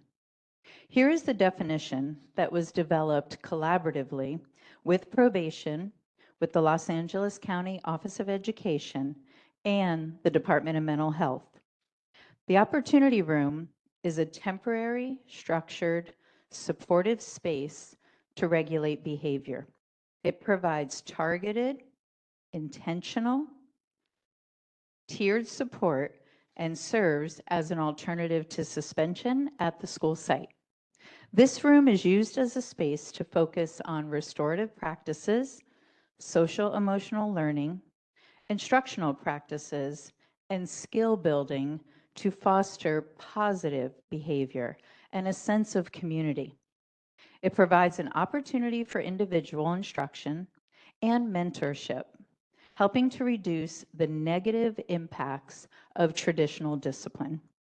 It serves as an alternative to punitive disciplinary measures, focusing instead on restorative practices, wellness, reflection, and skill building. It is a safe space to empower our students to regulate their behaviors and choose to re-enter into the classroom successfully. Next slide, please. So here are some pictures of our opportunity rooms at some of our sites. The opportunity rooms are definitely a joint venture with LACO, Probation, and the Department of Mental Health. All stakeholders are invited to our weekly meetings where we discuss systems, structures, and strategies for implementation. Our meetings began in September monthly, and we quickly discovered that we needed to increase the frequency of the meetings to weekly. We had a successful launch at most of our sites on Monday, January 5th, after winter break. Due to movement and staff changes, Los Padrinos launched their opportunity room successfully on Monday, January 12th. We continue to meet every Wednesday from 4 to 5 p.m. to share successes, challenges, and brainstorm solutions together for our scholars. Our goal is to keep students in school. Now, I will turn it over to my colleague, Deborah Pandulo, who will address all of the supports we have put in place to reduce suspensions at our juvenile court schools. Thank you, Dr. Phelps. We have put many supports in place to provide a safe and welcoming environment for our scholars to reduce the possibility of suspensions. Our students are in good hands. Here are just a few actions that have made the greatest impact. We hired a human resources coordinator dedicated solely to focus on fully staffing all our juvenile court schools. Since October, we have hired 12 general education teachers, 1 special education teacher, and a counselor to support our students. We've developed and launched opportunity rooms at all sites. We've implemented a new teacher support program, which offers strategies in classroom management, establishing procedures and routines, encouraging positive praise and de-escalation practices for both students and staff. We've added PBIS framework components to all of our instructional training agendas. We've hired additional educational behavior technicians at all sites to support our scholars with Tier 1 interventions, and support is a proactive measure in addressing problem behaviors before they occur or escalate. We've hired a board-certified behavior analyst to support Tier 3 interventions, train and supervise educational behavior technicians assigned across all school sites. We provide monthly behavior training series for educational behavior technicians and support staff focused on prevention of behavior challenges, specifically at Los Padrinos, Barry J. Nydorf, and Afflerball and Rocky. We've also implemented school-wide behavior professional development for school staff at Afflerball and Rocky. We've also conducted PBIS monthly behavior meetings at Los Padrinos with school site directors, PBIS team members, and increased collaboration with probation in implementing the behavior management program. There's also collaboration with the probation BMP and LACO PBIS to coordinate points. Our students love their points, and it's very important to them. We've collaborated with probation officers by unit to establish a positive reinforcement system.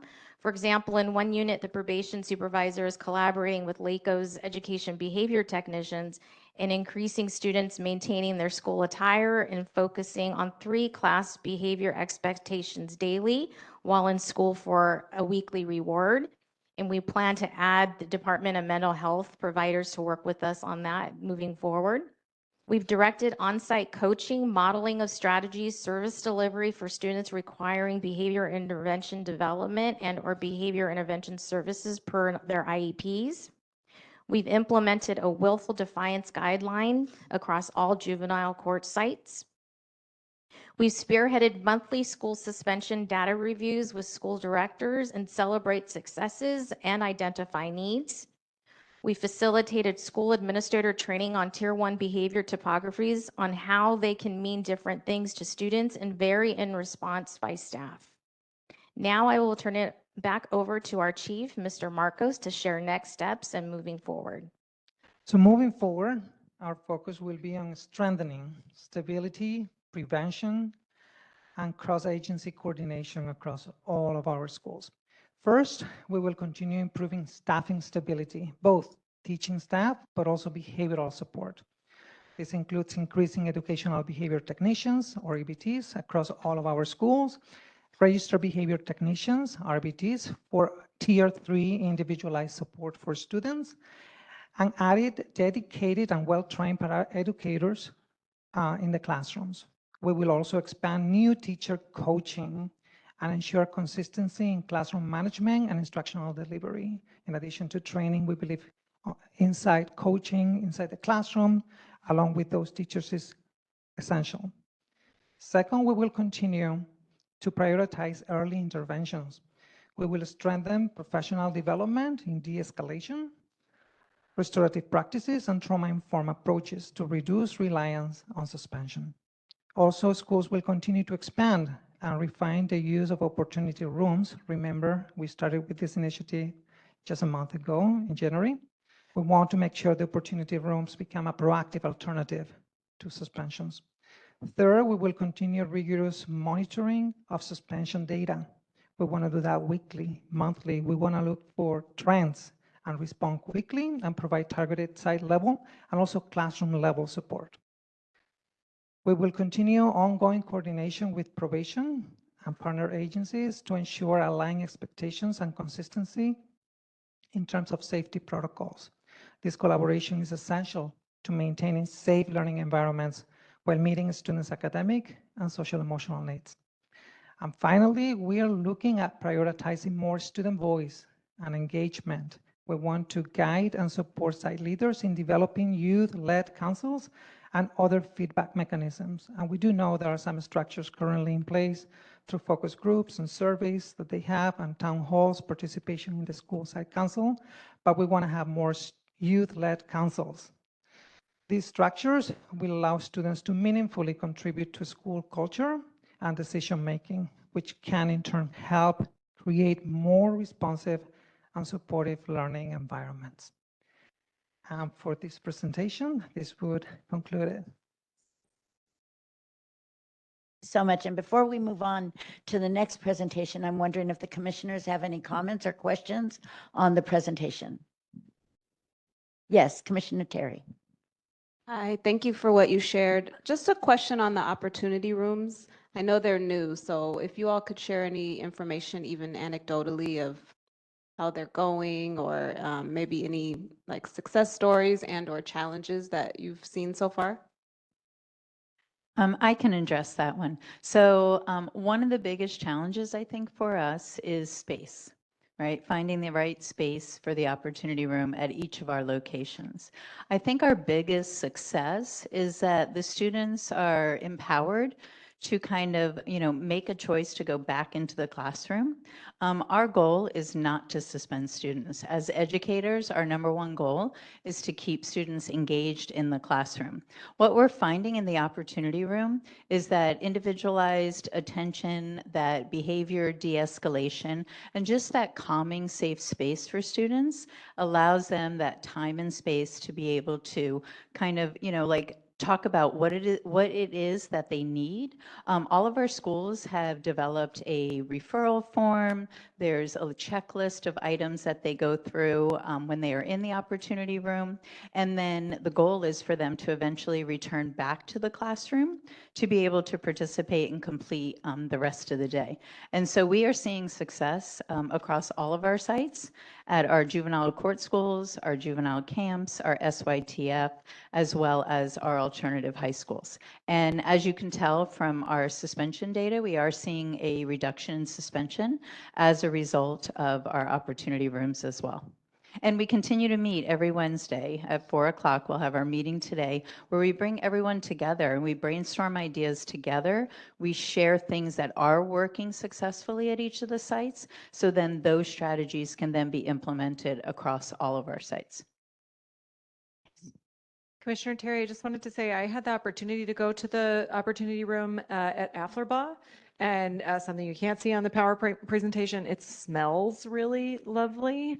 It's pretty. The decoration looks soothing. Also, we saw a young man choose to come into the opportunity room while we were there. It was clearly a voluntary decision, and he was there just for a few minutes and then returned to class.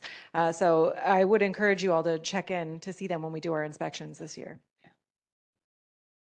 Thank you for that. And yes, noted the decrease in suspensions. So yes, Commissioner Jackson. Yeah, I can't help but to see like a tremendous opportunity to incorporate, well, maybe there's like leadership opportunity in this. There used to be like youth ambassadors like back in the day, and that has somehow become a discussion of the past. And I don't know how you guys can or will incorporate that, but I think there's a lot of value in peer support and any opportunity to sort of allow the youth to be a part of that process and a part of the goal here, you should take advantage of it. So just a suggestion from something I've seen in the past that seemed to work well. Yeah.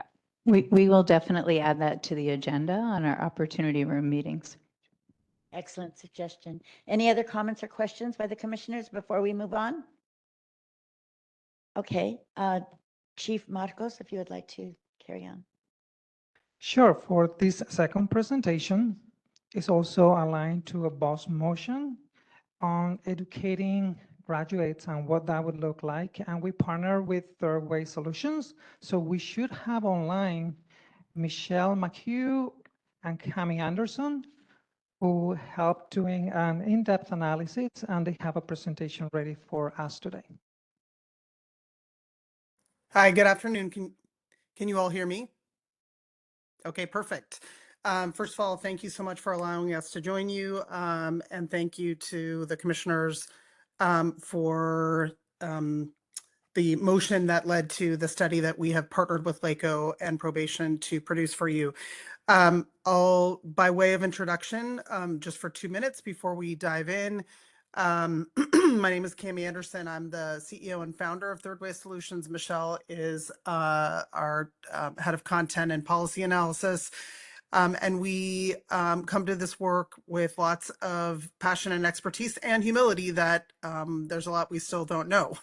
But I, as just a way of introduction, I was the superintendent of alternative high schools and correctional education in New York City. And so in that capacity, my team oversaw the educational programming for non-graduates and graduates, young people and adults, pre-adjudication and post-adjudication, the entire continuum, including on Rikers Island, a role that I served in for over 5 years. And then I was the superintendent of Newark Public Schools, where we also had a large portfolio aimed at young people who are multi-system involved.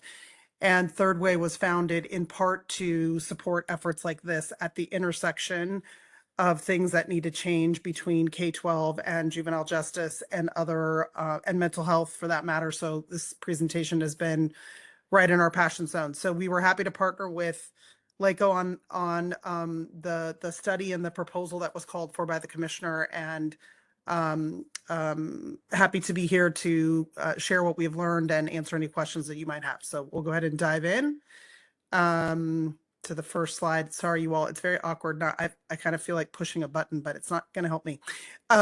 So this one we'll speed through. You all know all of this already, but just a kind of snapshot of the current state, which is that LACO leads the compulsory education for non-high school graduates, and we'll get to why I'm putting that in quotes. Probation support, so post-secondary programming for high school graduates. That programming is provided by higher education partners who are funded through state monies, and they are pretty separate right now. What the current structure produces is not necessarily a unified approach for graduates. It's determined by whatever the higher education partner is that has been tapped in for that particular location. Those partners tend to provide what they provide based on what they perceive to be financial resources and staffing. So what is offered in each site is quite different, almost exclusively asynchronous online, and also quite different from site to site. And there's limited visibility into the outcomes and the quality of those offerings, you know, in terms of just everything from the instructional quality, the short-term outcomes, the long-term outcomes, the design of the course. It's sort of higher ed institutions offer what they offer, and graduates are given access to opting into that programming. And then we are here, obviously, again, not telling this body anything they don't know, but we appreciate the urgency that was created by the motion to sort of study the quality of the graduate offerings and see if there might be an opportunity to improve it. So that's sort of the pathway to here. What we did, which is on the next slide, we understood the charge to be to look at the current offerings, to identify ways to strengthen. The process was the LACO team engaged Third Way, and together the LACO team, including the new chief and Dr. Perez and Alicia and others, and a lot of other folks, we worked closely with probation. So thank you to the probation partners. We looked at tons of paper, tons of data, and also brought to the core endeavor our previous experience and research working on best-in-class correctional ed across the country for the last 7 years. And the core findings, which we will go into a little bit more in subsequent slides. Again, there are challenges with cross-system data and quality control at all when it comes to the quality of programming for graduates.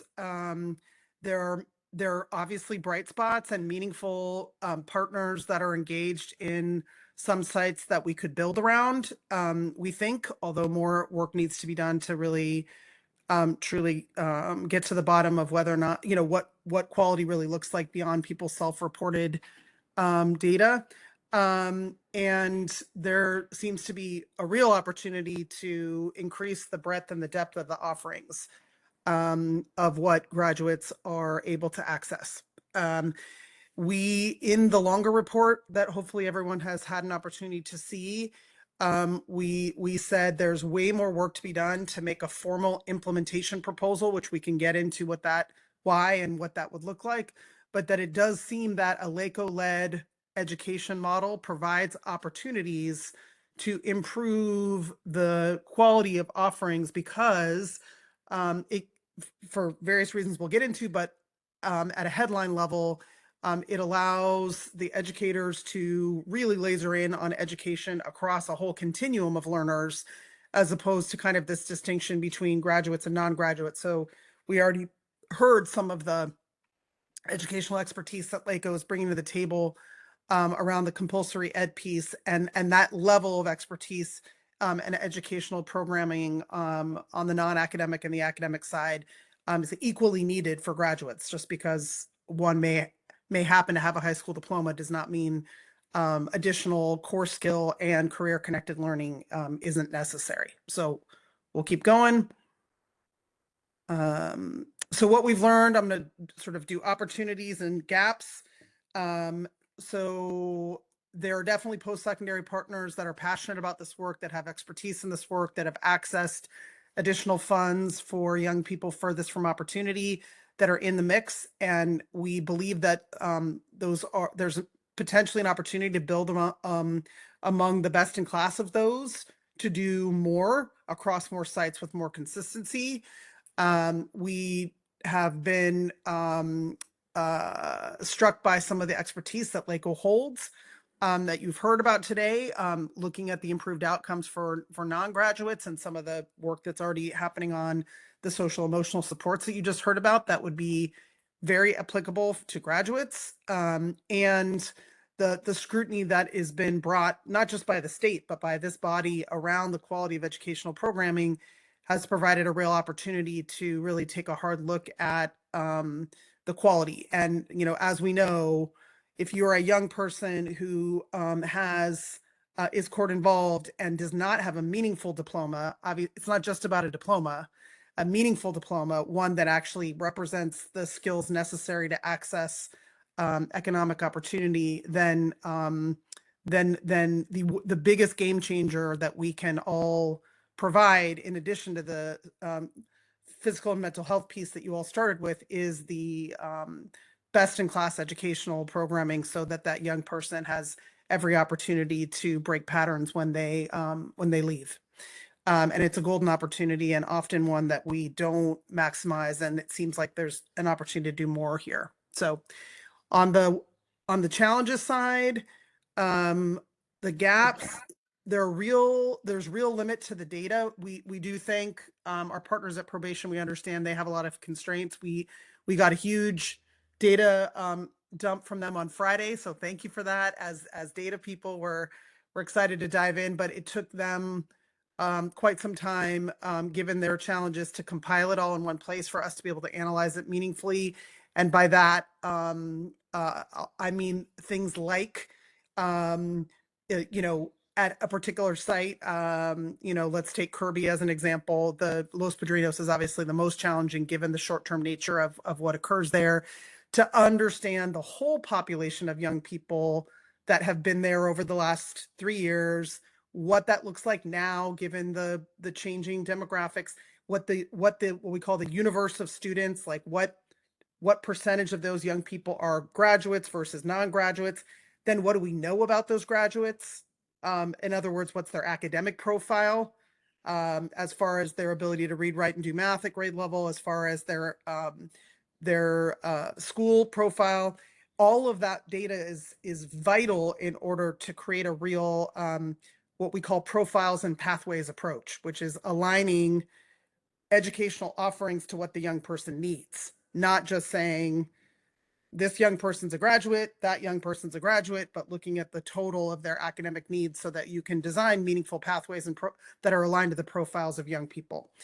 We have not been able to do that, given the limited data, but I think we're getting there, and more is needed to be done there. Similarly, on the budget, there are staff members that work for probation. There are staff members that work for LACO. There are staff members that work for higher ed. There are external providers, and sort of getting a real picture of what those resources are, and what they're currently being used for, but also what opportunities might exist for additional resources. As we say in correctional ed, there's an opportunity to think about all those different revenue streams and braid them backstage so that the offerings to the young person feel seamless, but the amount of resources being sent increases on the back end. That work is at the front end and will require more work with both the state and our probation partners here to really get into the weeds in order to come back with a concrete piece. And then in general, as I stated earlier, we have not had the time or access yet to do things like observe classes, look at course outlines, interview professors. We have certainly read all of the site reports that have done by members of this body and others from visits. But there is not a meaningful way for a third party like us, or anyone for that matter, to say, at this site, here are the graduate offerings, and here's how we would talk about whether or not what they're offering is high quality. We can just say that it's being offered, that it's limited, and that our impression is that some of it is better than others, but that's about it. And that we believe more work needs to be done there, both to build on the strengths, but also to really understand what the possibilities could be in the future. So we'll keep going. I only have 2 more slides, I promise. When we sort of step back from the current state there, this is just for you all. Again, probably a lot of you know this already. When we look at the research and promising practices from across the country, this is the gold standard, the 5 things that need to be true regardless of who's running the educational programming. Number 1, that student profiles are matched to student pathways, that it's not just we're going to give you what we're offering, it's we're going to give you what you need. And that is actually incredibly complicated to do in correctional facilities, but it is possible. We have helped folks get there, and you all have some examples in your own portfolio. The second is that there's real smarts around academic acceleration. Almost all young people, not all, but a vast majority, data would show, are quite behind in basic skills, and we're not doing them any favors if we give them a college course or a certificate and we haven't helped them close those academic gaps. In the end, that won't give them access to economic opportunity. The third is meaningful career-connected learning, which we know young people who find themselves in long-term stay or short-term stay need something meaningful that feels practical, but you have to do the academic acceleration and career-connected concurrently. The learning environments, as we heard from our LACO partners, are engaging, affirming, future-oriented, student-led, youth development forward, the sort of sit and get, trying to replicate college or high school in these settings is not necessarily the goal, and that there's clear role clarity between who's doing what. We often see sometimes in correctional education, everyone trying to do everything instead of people getting real clear about playing their positions and then connecting when it makes sense. So these are kind of the 5 standards, and in the longer report, we took these standards and kind of ran different scenarios about our best analysis of which governance scenario, for lack of a better term, would be best aligned to accelerating the day when these 5 standards are true for all learners who are in these facilities. Finally, our proposal or our analysis revealed this kind of theory of action, which is that if roles and responsibilities are clearly defined to organizational strengths and everyone gets good at their positions, then that will allow each of those positions to be played better and for the coordination and collaboration to be more meaningful, and that will lead to better outcomes. And so it stands to reason that LACO needs to and is getting very good at the ed piece. Probation is getting good at their piece. Department of Mental Health is getting good at their piece, and that each of those pieces are clearly defined with clear outcomes, and then sort of the clear way in which those three pieces fit together could enhance the quality of the puzzle, for lack of a better metaphor. And then finally, we recommend 2 more phases. So last slide here, to the planning, so that I think, you know, if I'm reading between the lines of the oversight committee's wishes, and also having had the opportunity to talk to the LACO folks, probation, and Wendy herself, I don't think anyone would be happy if there's sort of like a handing over of educational programming from one partner to the other without it resulting in improved quality, right? So in order for that to occur, we are recommending a phased approach. So this phase, which is sort of aligning directionally on what seems to make sense to improve. The second being a much more deepening understanding and implementation planning. Some of the weeds that we talked about earlier, the data, the pathways planning, the revenue, the budget, getting into a lot more of those details, and then designing, you know, once all of that is completed, really designing something new. It's an opportunity to co-construct a comprehensive educational approach that goes across graduates and non-graduates. But the simply passing the torch from agency X to agency Y without doing some of this deeper work that we've already been engaged in on all sides. And again, kudos to everyone here. You know, the governance transfer isn't the only piece. And so I think that's what we're trying to say here. So with that, I will end this portion and turn it back to the chair. Thank you so much for that. And before we move on to the commissioners for questions and comments, Dr. Cordell, do you have anything to add or that you'd like to? The only thing I'd like to add is just a couple of points. Is the fact that we've been working very closely with LACO from the time that the board motion came through back, what was it, November? We've made ourselves accessible to Third Way Solutions as well. As far as the data piece, we received a data request approximately 7 days before the board report was due. And so some of those pieces that were requested included data pieces that we in education services don't collect. Like, for example, things like, you know, the average length of stay of the youth, something we don't track. You know, how many of them are special ed? That's something that LACO keeps. Things like, you know, their genders, and I mean, the gender is easy because it's primarily based on facilities, but a lot of that data isn't data that we keep, and so we've done our best to provide that data as was indicated. Also, we too believe that youth should have meaningful diplomas, and I think everyone in the facility that's identified as a graduate is somebody that, for the most part, we get very few youth that come in as graduates, that come off the streets as graduates. So most of these young people graduate from LACO. So that being said, a good number of them, not all of them, but a good number of them graduate under AB 216. And so that's an opportunity for youth that are involved in the juvenile justice system to graduate under a lower credit requirement. I know that there was some recent legislation which allows LACO to keep these youth longer. And we believe that these are young people that there shouldn't be a rush to graduate them.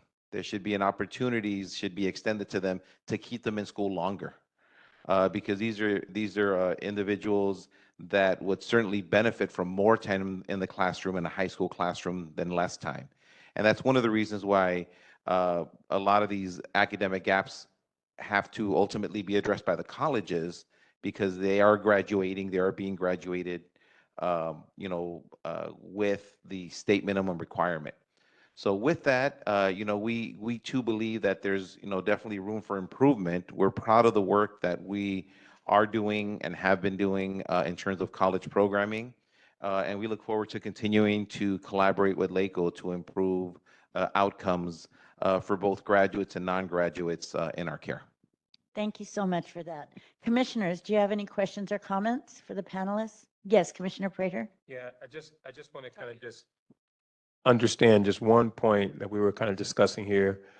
In the report that probation sort of sent on the January 20th, 2026, when it talks about, it seems to be some confusion about, I know there was a delay. You guys are asking for an additional 90 days to kind of get some information. But then there's this line that talks about California Welfare and Institutions Code 889.2.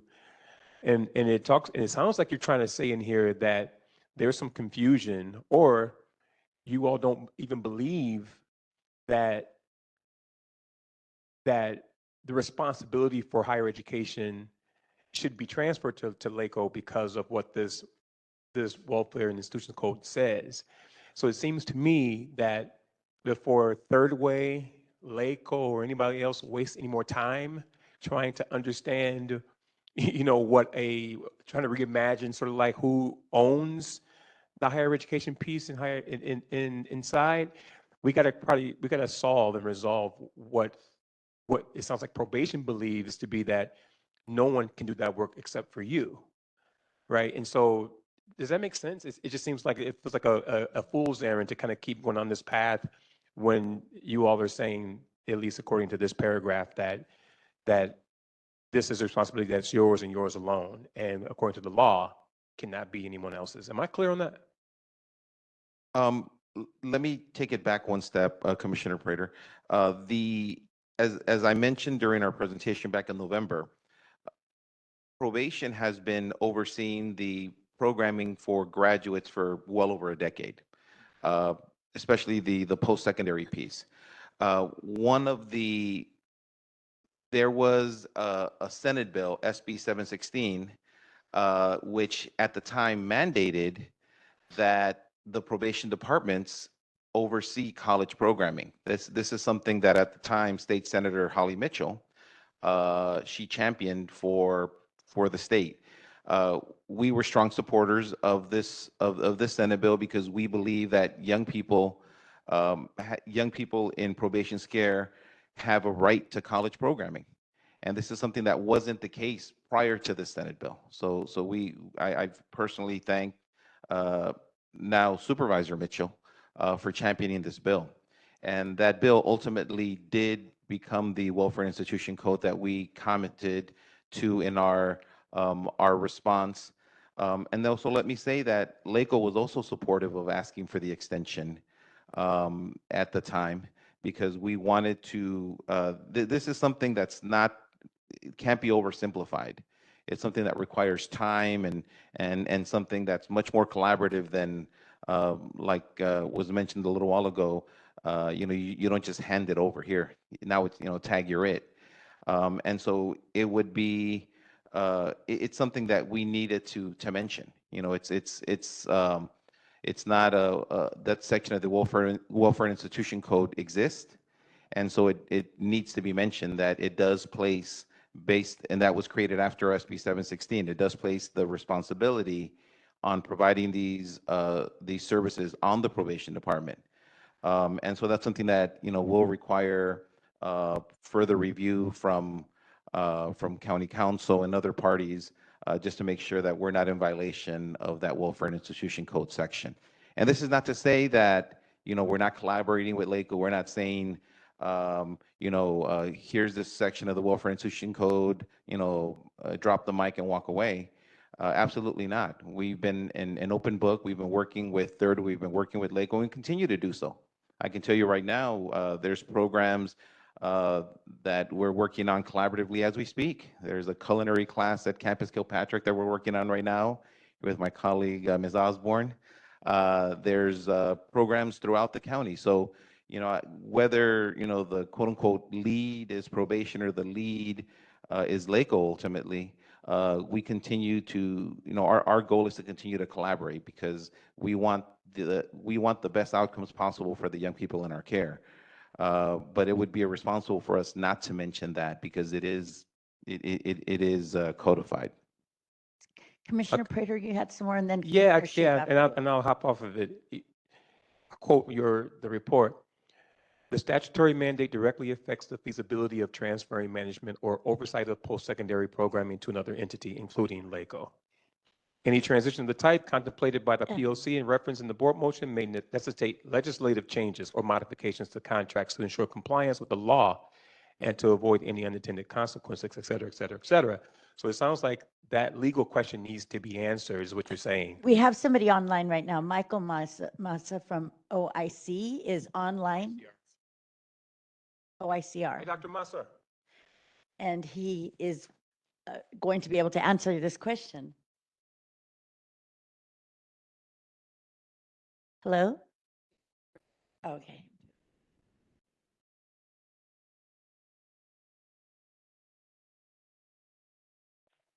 Hi, are you able to hear me now? Yes, we can hear you. Okay, awesome. Good afternoon, everyone. Thank you so much. Yeah, so I think there's a middle ground here with what we're hearing from both sides. And it's true that Assembly Bill 2181 is addressing a lot of our young people who are in detention settings that have graduated on those minimum requirements, as stated earlier. And that's actually a trend that's moving ed responsibilities to the county offices across the state because of the dual enrollment that it presents.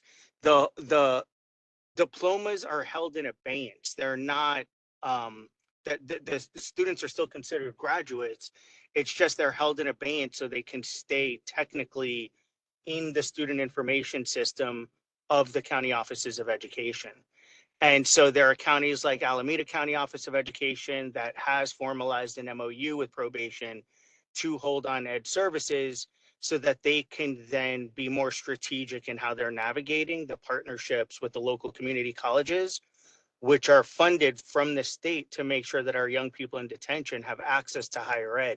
So when we have these dual enrollment students, it's easier for one entity to be able to navigate what those young people are doing in the county office space, taking those elective credits, career and technical education, and then getting that support for the days that they are taking their higher ed community college classes.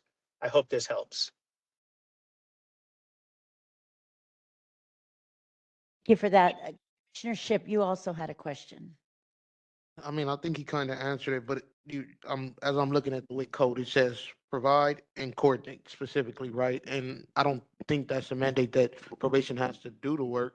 I would, and I'm not a lawyer, so county council, please don't kill me, but I would assess that as like being, if it is with LACO, providing that space or making sure that this work is being done regardless to meet the mandate of the law, in my opinion. But also, I'm not a lawyer, so. Is there any other questions or comments? I'd actually like to make a comment on Dr. Massa's comment. We are probation's in full support of 2181. As I mentioned earlier, we believe that young people need to be holding their diplomas in abeyance until they leave the facilities is, I think, an amazing practice, especially as was shared earlier when we were talking about, when LACO was talking about the suspension data. With nearly half of our young people having a special education designation, it's more important than ever to ensure that these young people are in a high school classroom as long as possible. There shouldn't be a rush to graduate them. Nobody wins when you get a young person and you rush them out simply for the purposes of being able to say, Johnny graduated as quickly as possible, and now you're a graduate. I think that that's something that we would certainly support. And this is something that we've been discussing with LACO for some time as well, even prior to this board motion, doing whatever possible to keep young people in school as long as possible, because as I'm sure Commissioner Prater would agree, their literacy skills, their math skills just are not where they need to be. And so this is a population that none of us benefit, especially the young people, if we rush to graduate them. We want them to be in a classroom as long as possible. We want them to receive all the remediation that's available to them. And so keeping them in school and basically saying you are a graduate, letting the young person know for all intents and purposes, you are a graduate as of this day. From this point forward, you're doing dual enrollment. And then after that, working on a practice where they're able to take classes. We can, work collaboratively, and we'll still have a small number of graduates in the case where somebody leaves the facility and then comes back, or, there's some sort of violation and they come back as a graduate already. But those are few and far between. I think right now, what can happen almost immediately is working on, not rushing to graduate the young people. The board motion and what the recommendation from the POC talks about transferring the management and oversight of higher education services to LACO. And so I just want to just talk specifically and very directly and clearly. And maybe I'm not making myself very clear. You talk about this, and there are 3 paragraphs that cover what you all believe is your stance on this. And so, and then you pair that with an extension for 90 more days. In that 90 days, will you spend that time spent figuring out from county council and others what to answer that specific question? Because if that question is answered specifically, then it will be a waste of your time, Third Way time, and LACO's time to kind of keep going down this path if the question about who has the legal authority to manage and to provide oversight of higher education. So I want to understand before we leave today, are you guys going to get that question answered? By whom and by when? And it should happen before the 90 days, I'd imagine. So that's what I want to kind of get clear on. Is that? So in response, Commissioner Prater, it would be irresponsible for me to tell you what the final report is going to look like. We are in active conversations with LACO. We're working with them. As was shared by Third Way Solutions, we provided a substantial amount of data that they requested last week. We requested some data from LACO as well. So it's almost like, determining what the outcome is going to be as we're working through the process. We may get to the 90-day point and there not be, not all the answers may not be answered, but I can assure you that we're working collaboratively with LACO. I don't think that, anyone here is trying to stonewall anyone. We're simply trying to be as transparent as possible and be as collaborative as possible with the end goal of supporting our young people. Microphone. Can I, would it be okay if I just said Can I just re-up what Commissioner Prater is saying? He's not talking about collaboration. I think what he's asking, what I'm hearing him asking, what I'd like an answer to is the department going to continue down this path of investigating what their legal abilities are to transfer this? And is that going to be a potential impediment to this process? And what is the department going to come back with in 90 days as not a plan forward? No one's asking that, but this fundamental question, right? That's outlined in the chief's 60-day report back talks about significant legal challenges. I think Commissioner Prater is asking, what is the department doing in collaborating with county council to answer legal questions, not questions of collaboration, implementation, any of that, but fundamental legal questions? And I see this first paragraph on page 3 talking about significant structural and operational challenges of transferring permanent probation employees to LACO. I see a whole mess of issues there and I think I read this similarly to Commissioner Prater, that these are being outlined as potential barriers to this process. And we're asking, I'm going to piggyback on this, is the department actively working with county council to get an answer to these legal questions? Dr. Corral, Michelle McHugh, who is online, and also Michael Mesa, both want to add to this. Michelle, if you would like to go first. Yes. Actually, that was me, Cammie. I'm Cammie. Just real quick, a couple things from just our point of view, if it's helpful, and understand that, we have limits, but two things. Programmatically, this notion that has been brought up multiple times that young people are on a continuum, from a diploma from K-12 to dual enrollment to graduate, and that continuum is, relatively fluid and should be thought of as one of many educational needs. That to me is a reason for one organization to be thinking about where a young person is in that journey and how to make sure that they have high quality programming across the board, because the distinction of the graduate is a distinction without a difference in terms of how one could design high quality educational programming. We have been asked to dig in this a bit. Third Way, we are also not lawyers, truth in advertising, but we have started as part of the implementation planning, and it doesn't appear that there are any that there are constraints and barriers to implementation, legal and otherwise, and staffing wise, regardless of the governance.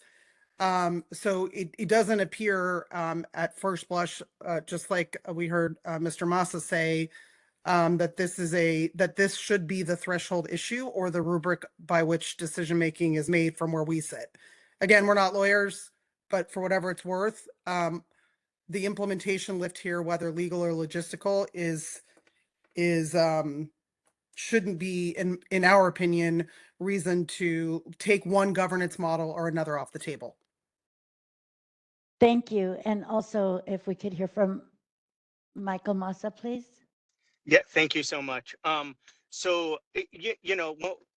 think we need to take a step back, right? Because this is all in response to realignment.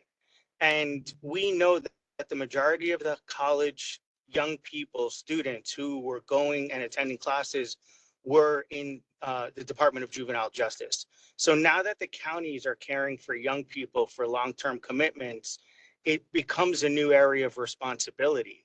So this isn't, like a historic issue. This is very new, being prompted by realignment. And so it gives a great opportunity to look at who's best suited to provide these services. We know we keep hearing about capacity issues, and our young people at the end of that are the ones that have to deal with this. But we also know that with the proper programming and opportunities, everyone can attest how much our young people thrive. There are other counties, while much smaller, that have really innovative programs where young people are furloughing. Probation is dressing up like college students to bring them onto campus. Professors are coming in. They're making their way to four-year campuses. I mean, it's really creating a trajectory towards the reimagined youth justice that I think we can all agree on. And I don't think that this needs to be a conversation where it's one organization versus another. It just, educators are trained to educate, and we could look at additional WIC code that supports the county offices, Title 15 that supports higher ed with the county offices, and Ed code that supports the county offices. But again, we shouldn't be just making this decision by these stipulated mandates that we're searching hard to find, but what is best for students and who's in the best position possible. Los Angeles County has the most funded community colleges compared to any other county, yet our outcomes are not where we want them to be. And so I really agree with what was said as a result of the report, looking at the methodology, being intentional with any transfer of responsibilities, and continuing that collaboration. Probation will still need to be a partner in getting the young people from A to B and be pivotal in that role. But the onus of education provision should rest with educators. And I don't see how any other model would support a different outcome than where we are now. I'd just like to say, Commissioner Prater, that I find your request to be very straightforward, and I would be happy to accept your direction to my office to ensure that there is a response to this request within those 90 days. Thank you so much. Yes, and thank you for that, Mr. Massa. I've been to some of the other counties where they are having huge success with the college programs.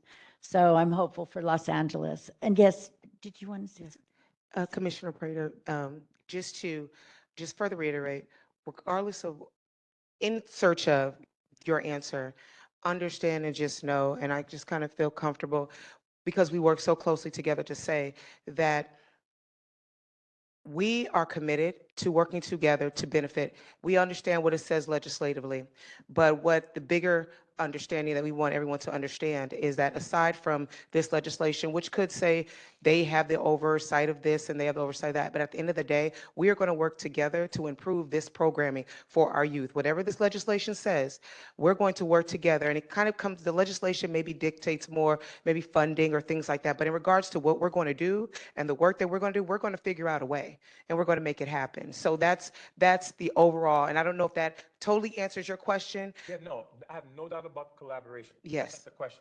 I've been inside the facilities. I've seen LACO teachers work magic. So there's no, and I know that Dr. Corral's team, they facilitate all that. Like, that's not the question that's on the floor. Question was like what the motion said, what the recommendation went to the Board of Supervisors, and what they said in that motion is a whole different thing about, it's not about the collaboration. It's about who's going to own this. And then this report is saying that there are some legal implications that prevent the motion from being able to be accomplished. Not about will you collaborate? You guys already do that. We know that. We celebrate that. But is there a legal challenge that prevents the funding being transferred from Probation Education Services to LACO and the oversight and administration of education higher ed services? That's the question. That's the only thing I want to know. And that is what this report is saying. Well, we can't do that because there's some laws that say we cannot do that. And I want that to be investigated first before you guys waste more time, before Third Wave wastes more time to see, can we accomplish this motion? If it can't be accomplished because the law prevents that, then we should investigate that law and see what is possible before we waste time and effort and energy. That's all I'm saying. I love what you guys are doing. There's no doubt about that whatsoever. So I celebrate you in that. I want to make that very, very clear. Okay. All right, thank you. Is there any more questions or comments from the commissioners? All right, with that, now Wendy, do we have any public comment? Okay, so we'll be taking public comment on these two educational items, on the reduction of suspensions and the post-secondary items. Is there anyone in the room or online who would like to make public comment? I see none. Thank you so much, panelists, for joining us with this agenda item, and you are now dismissed. Excused, sorry. Oh my gosh. So Commissioner, oh, I forgot to go back to that. Sorry, okay, so go on. All right. So earlier we started out the meeting with motions not on the agenda, items not on the agenda. So now we are moving forward with agenda item number 8 and providing the opportunity for the public to address the Probation Oversight Commission. Agenda item number 8 is an invitation for members of the public to address the commission on items not on the agenda. Wendy, please facilitate public comment for us. Thank you. We have not yet received any written public comment unless that's changed during the course of the meeting. If we do, it'll be uploaded to the agenda. If there's anyone in the room who'd like to make general public comment for items in the scope of the POC but not on the agenda today or online, we welcome that at this time.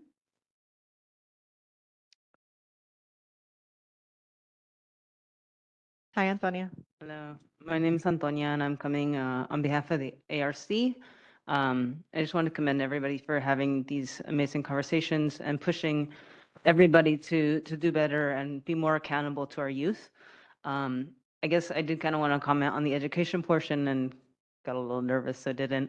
But I did want to say, like, when I was in my education, I was suspended 3 times, then almost expelled, and I was not incarcerated, and that was a huge impact on my trajectory as well as just how I felt about school. So I want to just commend you for making sure that those numbers go down and be wary, since we saw January, some of them went up. So let's keep that pressure on and make sure that those numbers stay down and continue down, because missing a day in school means missing an assignment, missing interaction, missing some of that formative and foundational education that you need for the next day.